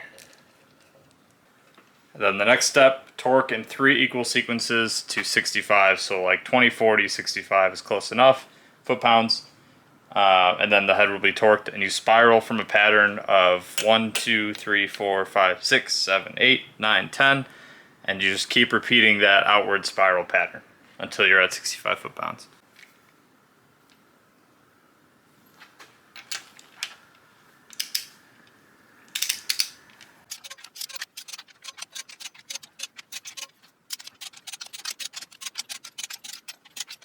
You'll see I went around 4 times. I did 20, 40, 65, and then 65 again, just to make sure nothing like got seated or anything like that. Everything looks good. None of the studs are like weirdly high or anything like that. The front 2 studs are higher than the rest, and that is normal. The bolting surface is much higher. So up next, let's get some cams lubricated and get them in. So these are cat cams, camshafts. They are 274 252 cams with a 9.95 millimeter lift. I hate when this closes on me. There we go.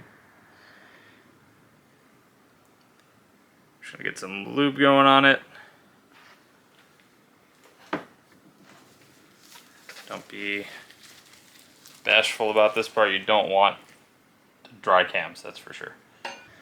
So here's both cams installed. I realized in the last section I talked through it without the camera panning down. Exhaust cam, lobe likes to point this way when it's like in its least stress situation. Intake cam likes the first 2 lobes to point straight out this way. The light cap just fell off my light. That's creepy. So now that we're here, we can put the cam caps on and we can start the torquing sequence. We're gonna let's get them on first.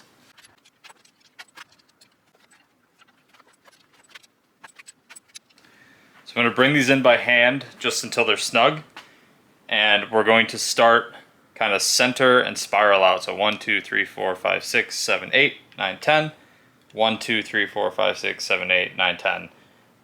Slowly until it all compresses down. You don't want to do like all on one side or whatever, because you will snap a cam and then you're out hundreds of dollars. So slow and steady wins the race. I'll pick you guys up when we're torquing it down. It's very boring to watch. So see you in a second. Torque sequence here is going to be 3 intervals again. I'm going to do 40, 80, and then 125. And again, this is inch pounds. If you use foot pounds, you will find out how quickly these will snap.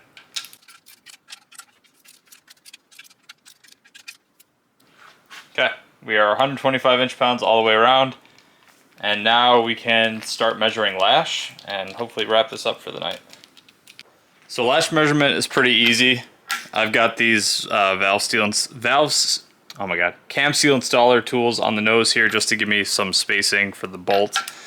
But what we're going to want to do is turn, not the whole motor, the cam, well, so right now valves 5 and 6, the lobe is pointing directly away from the lifter, which is what we want.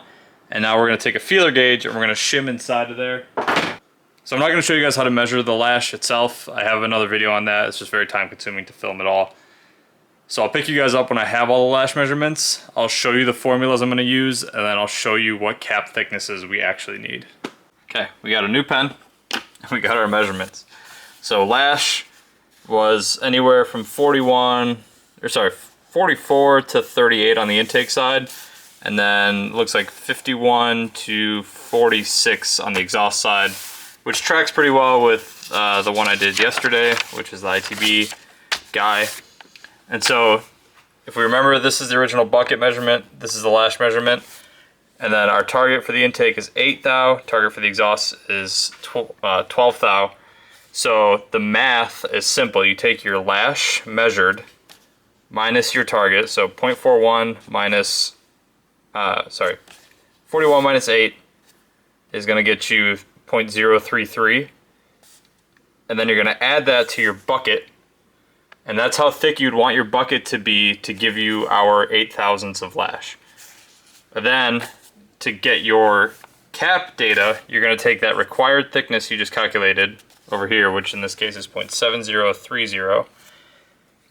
You are going to subtract the new Marua bucket thickness from that, and then you're going to be left with a number that is your cap thickness required. So it's 0.0903 inches, and if you multiply it by 25.4, that gets you 2.29 millimeters. I will round to the second decimal here, and then I will go on SuperTech's site, and they have them in increments of 0.05 millimeters. So 2.30, 2.35, 2.40, 2.45, etc. From like 1.5 millimeters all the way up to like 6 millimeters. They got quite the range. So I'm just going to go and I'm going to plug these numbers into their site. 6 millimeter lash caps, that's what you want.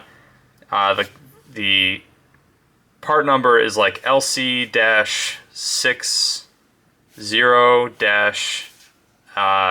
6.0 dash, and then your thickness. So it'll be like LC-6.0-2.30, and that is a 2.3 millimeter thick, 6 millimeter diameter valve stem receiving lash cap. So this is good. I'm going to clean up here. I'm going to cover this motor up. Well, actually, I'm going to take it out of load a little bit here. We're going to back it up. I like to leave them unloaded. Just makes it, I don't know, just feels better to me. But this is going to get covered now. I'm going to take these off because I need them for the ITB motor tomorrow. But this will get covered until the time being. If you have a valve cover, great, throw a valve cover on it. I don't have one because it's getting powder coated tomorrow. But yeah, we'll pick this up once I'm done with that. And then the lash caps should either be here Saturday, hopefully. I'm going to pay for weekend delivery, or Monday. And if Monday is the case, then we're going to dress everything else. And then we can do the shims real quick before we put the valve cover on. So, yeah, I'll see you guys in a minute. It is 11:15. I'm so ready for bed. But I wanted to get this done so that tomorrow morning I can just call them, well, noon our time because they're West Coast. But I can call them tomorrow. I can get the parts on the way. I don't have to worry about rushing to do it in the morning. Yeah, ideally these things aren't done on a time crunch, but the machine work took way longer than I expected. Partially my fault for not getting the parts to them sooner, but it is what it is. Life gets absolutely wild. So pick you guys up when we're doing whatever is next, either lash caps or bolting on this monster turbo. We're back.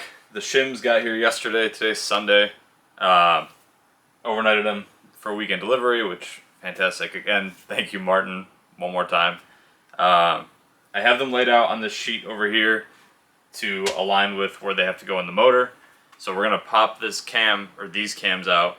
We're gonna put the ditch the old lifters, and then we're gonna put in the new shims and the new shim under bucket lifters, essentially. So then we'll put it back together, measure lash, and if we're good, we're gonna get to playing with this stuff over here. Bolting this stuff up and making it look sweet. Final stretch for this motor, just like the ITB one. Once we did the shims, we got it done in a day. So, yeah, I'll pick you guys up once the cams are out and the shims are ready to go in, and I'll show you kind of what we're talking about. It's pretty simple. It's nothing really to overcomplicate here. Yeah, let's get it wrapped up. All of the lifters are out, and I did a couple test fits, and the shims are a little tight on the valves. This seems to be a thing with the Manley exhaust valves. Not sure why. So what I'm going to do is end up putting them upside down inside of the bucket and then installing it that way.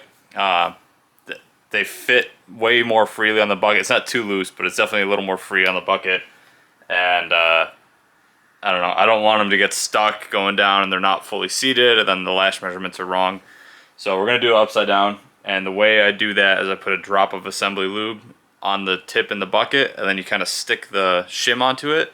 That way when you flip it, it doesn't fall out. It has enough tension just until you set it down, and then it'll push that assembly lube out. So little tip, I'll show you one, and then I'm just going to run through the gambit and do them all. And then we'll throw the cams back in and do our lash measurements. So here is the bucket for exhaust 1. Just a little bit on the tip of the bucket. Take your shim for exhaust 1, set it on there so you can see how it fits just like that. Come on, if it'll focus, there we go. So the shim is on there, fits good, doesn't rattle around. And then I'm gonna lubricate these real quick, but we'll just drop this in. So I just put some assembly lube in. This is good. You can test it, make sure the shim doesn't fall out. And then that's just gonna go exhaust 1.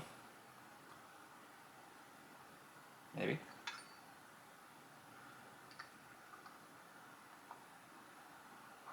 You do have to be a little gentle because if you knock it, you can possibly knock the shim off. So I'm gonna repeat that 16 times.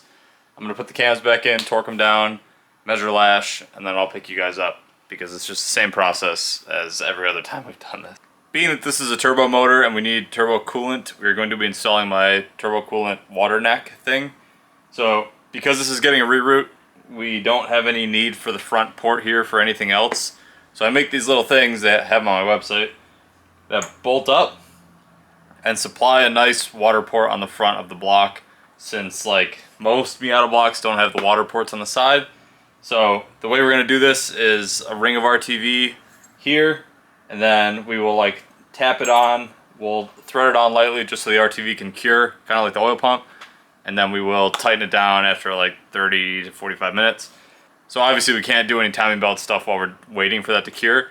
So we will do things like the turbo manifold, the intake manifold, and just kind of work our way out. And then once time has lapsed, we'll come back and tighten this guy down. So very easy, RTV. We're just gonna go around, make a pretty wide circle here.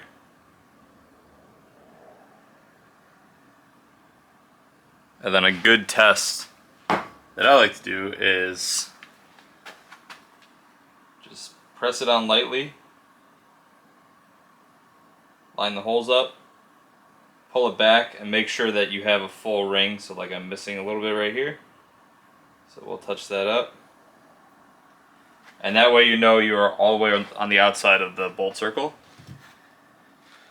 We'll take our hardware and get it started. So again, similar to the oil pump, we're just going to let it tack up. I'm going to set a timer on my phone for 45 minutes. And while we're doing that, we will put our exhaust studs on. We'll get our turbo manifold mounted up, which, if you can't see it behind me, is absolutely beautiful. And we'll talk about that. And then we'll do the intake manifold and the fuel rail, and we can do all that kind of stuff. And then once that's done, we can do the timing system and put the valve cover on and have a what looks like fully finished motor. I just set the valve cover on to keep the valve train safe from any like dust or whatever. I put these studs in. They are from Griffin Tech. It's Gryphontek. They're the Mazda-Speed Miata copper nut kit. So I've got copper nuts over on the bench. I don't know, it's kind of nice, especially for the turbo guys, because of the heat cycling. The copper nut is like, it's essentially its own Loctite, and it stays on there. And then I also use hot lock on the threads, which I'll show you guys the bottle when we go to bolt the turbo manifold on. But OEM Mazda gasket.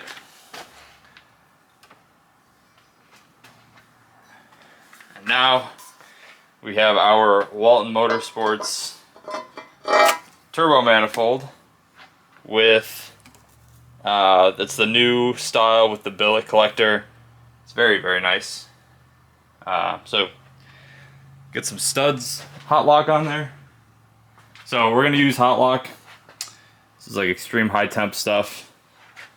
put a little bit on each one just as a kind of a sanity check. And then you'll notice I'm going to leave the stud down here off because we got to put the coolant hose on later. So that will be the only missing one so far.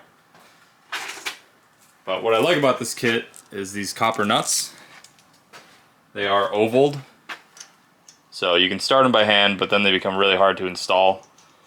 And it feels like cross-threading almost, because you sort of are. But it will prevent the turbo manifold from backing off. Those suck to install, the bolts, I promise. You feel like you're going to cross-threading it, but it's super tight. So up next, we're going to put the turbo on. Thankfully, this is a V-band style, because V-band is best. And this comes with the kit. So we're actually just going to set this on first. Maybe like that. It's always important to consider how you're going to tighten this thing. So don't like put it pointing in. Next, we're going to take our huge turbo.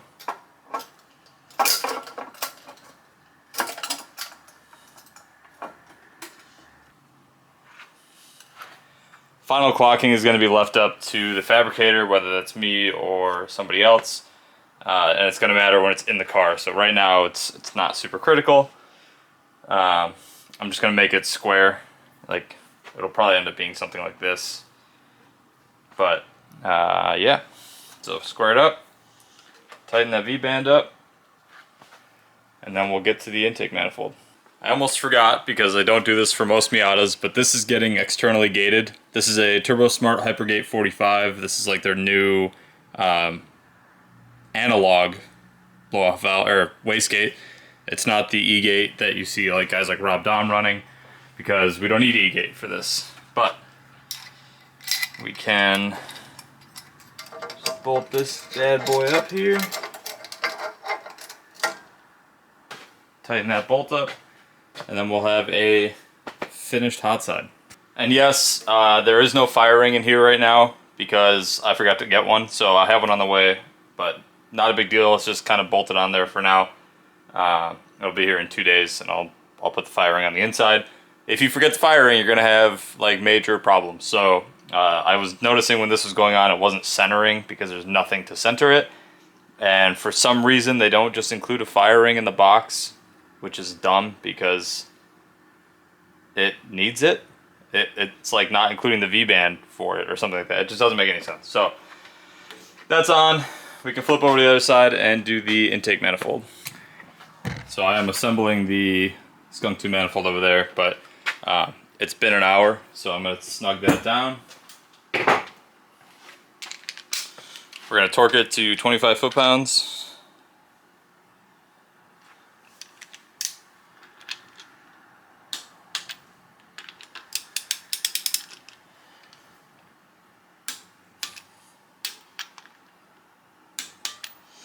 And then just bolt mark it. Before we cut to the timing system, let's go over the intake manifold. This is a Junk 2 manifold with a 1/2 liter spacer on it, and then a Track Prep Performance bracket. The stock Skunk 2 one is terrible, so just make sure you buy this billet piece. Bolted up with a stock gasket or OEM gasket in between, and then I just throw the bungs that they give you. So there's one plug, one bung, one plug, one bung, one bung. And then the throttle body. This is the throttle body. This is the eBay 64mm. They didn't send me any hardware. I have nothing. I don't have the bolts to the intake manifold. I don't have the plate for the idle air control. So I ordered another one, and I'm going to put that spare throttle body on the race car, but I'll need the plates for this car. Not a huge deal. I have bolts at least. I should be able to bolt it to the intake manifold. And I have a gasket for sure, I know that. So we'll get that taken care of, and that's really it for the intake manifold side. And you'll see I did some pre-work on the timing stuff, so I just bolted on. This is a Gates timing belt kit. So this is loose. This guy is torqued down to 35 foot-pounds. These are torqued 44 foot-pounds on each of these. and then they are set into time, and I use the Fly Miata tool. And then crank is just behind TDC. So now we can go ahead and throw the belt on, and then we'll put this plate on here. And the motor will be timed. We can put the covers on, put the valve cover on, fluid damper, and then kind of just the ancillary stuff like alternator, oil drain, coolant feed, coolant reroute, all sorts of little things like that that still need to get done to this motor before it's finished.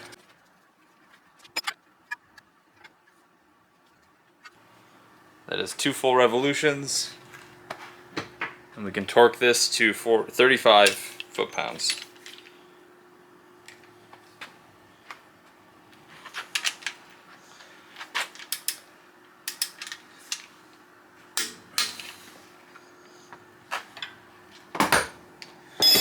Cool, we're timed. Front covers will go next, and then we'll do the pulleys.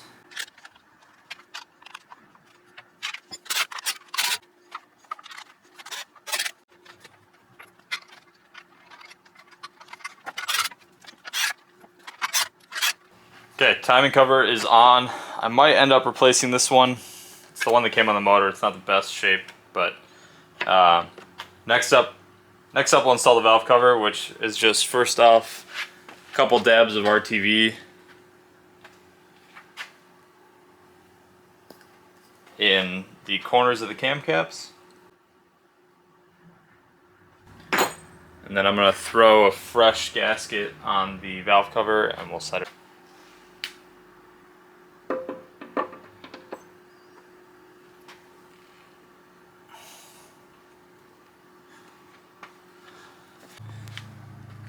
Next piece of the puzzle is the fluid damper. So we've got a Boffy Racing 36.2 trigger wheel on here, and you can see the missing teeth are on the like 9 to 10 o'clock position over here. These install nice and easy, which is why I prefer them to ATI. Just slides right on like that. We're going to take a little Loctite on the new crank bolt. Couple Ugga Duggas.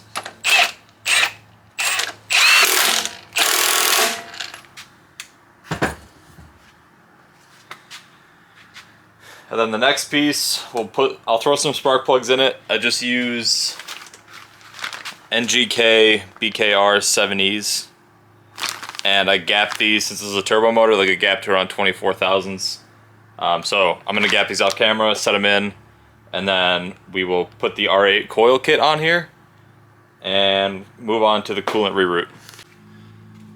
So today I'm going to use Flow Force's full R8 kit. It is nice because it comes with this little grommet that if you try to build your own, I'm sure you can source it somewhere. I don't know where to get it. So makes a nice watertight seal on the VVT blocks since we can't run a bracket like the other guys can.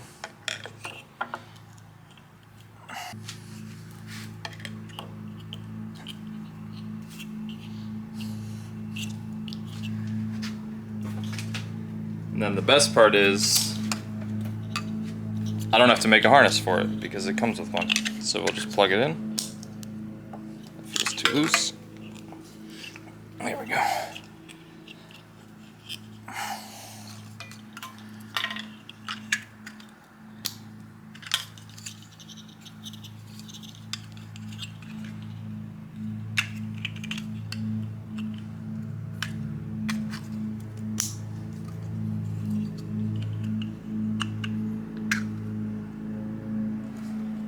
Comes with a flying lead harness, or not a flying lead harness, a existing connector harness, and they also include plugs so you can wire the other side in, but they don't include the crimps for the electrical connection.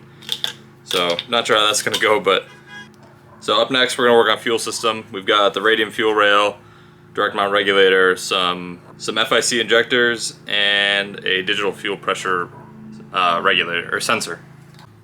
For the fuel side, I've got the OEM spacers in the rack, and we have this radium billet rail with some fuel injector clinic 1200cc injectors and their pigtails. The fitment's gonna be kind of tight here, so I might have to fiddle with the orientation of some things, but we'll just guide these in.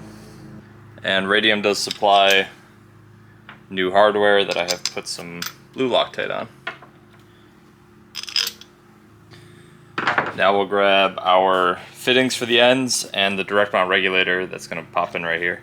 So fuel rail side, we've got the fitting here. This is a 99-05 kit. This will probably have to get swapped out for just a regular straight barb. Not a big deal. We have capped the other side. Then this is Radium's direct mount regulator, or DMR. And it's got the return on the bottom. So this will be your feed, through across the rail, return. This is a Honeywell 100 PSI fuel sensor so that the ECU can do sensed rail pressure and modify like fueling based on what the fuel pressure is at. And then this hole I left open because I'm waiting for a fuel pressure gauge to show up. Should be here tomorrow or Tuesday. But that's the fuel system as a whole. And then obviously he's going to have some other supporting stuff in the chassis to support this much power, but engine-wise, that's what we're looking at. I installed the turbo blankets. So these are Funk Motorsports turbo and wastegate blankets. They make the turbos look absolutely huge.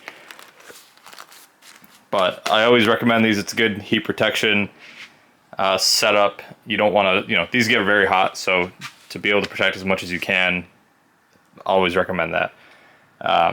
Next thing we're going to do is coolant reroute, and I've already pre-assembled it. This is 949 Racing or Super Miata. It is their coolant reroute. Goes on the back of the head, just like this. And then you've got a port for the heater core, and this port is going to be the turbo coolant return line from over there.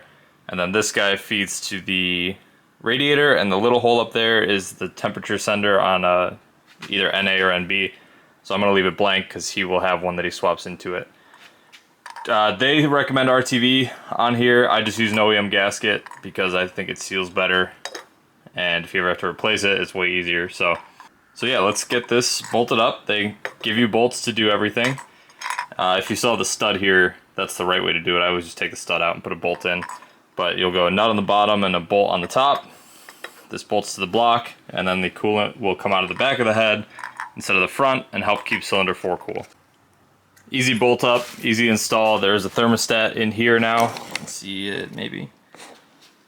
I recommend this on literally every Miata. Even if it's NA, just get the coolant flowing front to back, and otherwise it just comes in the front and out the front, so cylinder 4 gets very neglected. Comes with a little bleeder up on top here that's very nice for bleeding your coolant system. And but I do recommend installing this on an engine stand. Doing this in the car is an absolute nightmare. So do not recommend that, but if you don't have a choice, it's the best you can do. You can see I put a 6A end to barb fitting there, and a 6A end to barb fitting here.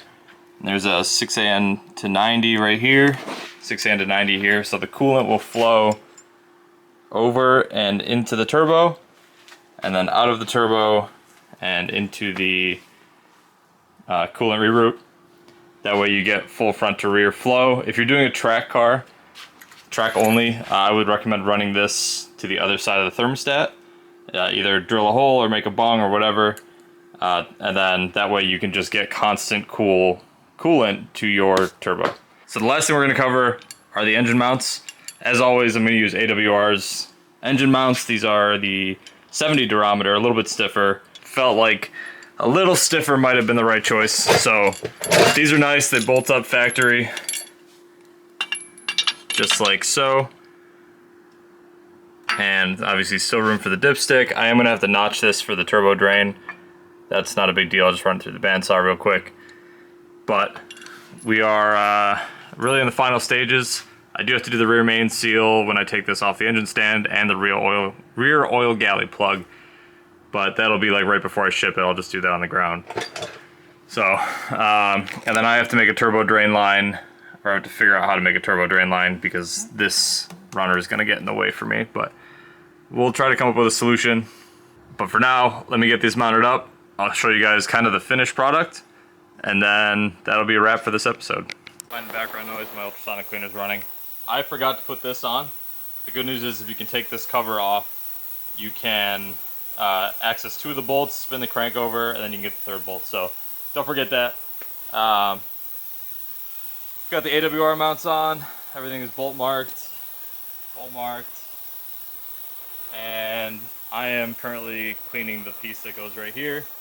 I need to order, or I ordered a fitting because this 90, I don't like how close it's going to get to the header. So we're going to go with straight out of here, but that'll be here later in the week. Same with the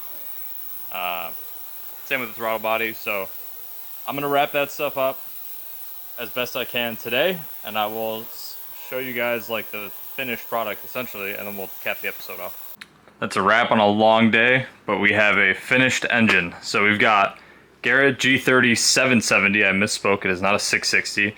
Funk Motorsports turbo blanket, a Turbo Smart Hypergate 45 with also a Funk Motorsports wastegate blanket on it, Walton Motorsports turbo manifold, Super Miata coolant reroute, Flow Force R8 coil kit, a gunmetal gray VVT valve cover, Junk 2 intake manifold with an eBay throttle body. These are just placeholder bolts. A track prep throttle cable mount, AWR engine mounts, new alternator, fluid damper, and then obviously all the forged internals that you guys saw to make this thing hopefully handle 500 horsepower. It's a monster. This thing looks, I mean, that turbo is huge. It is like the size of the motor almost. But this looks awesome. He picked this color combo, and I think it's absolutely fantastic. I really like the red and gray. That is going to be a wrap on this episode. Obviously, there's some things I've got to button up, like the coolant lines and the throttle body, but otherwise, this thing is ready to go. So I'm going to send some pictures to the customer. Hopefully, he's happy with it. And I will see you guys on the next episode. I'm tired. You guys know what to do. Like, leave me a comment, subscribe if you haven't yet. Really helps the channel. And I'm going to keep pushing for good content, and hopefully in the immediate future there's a shop build series. It's going to be a whole series on this thing, which hopefully does very well. So, see you guys later. Thanks for watching. Thanks for subscribing. What's up, guys? It's Gregory Peters here.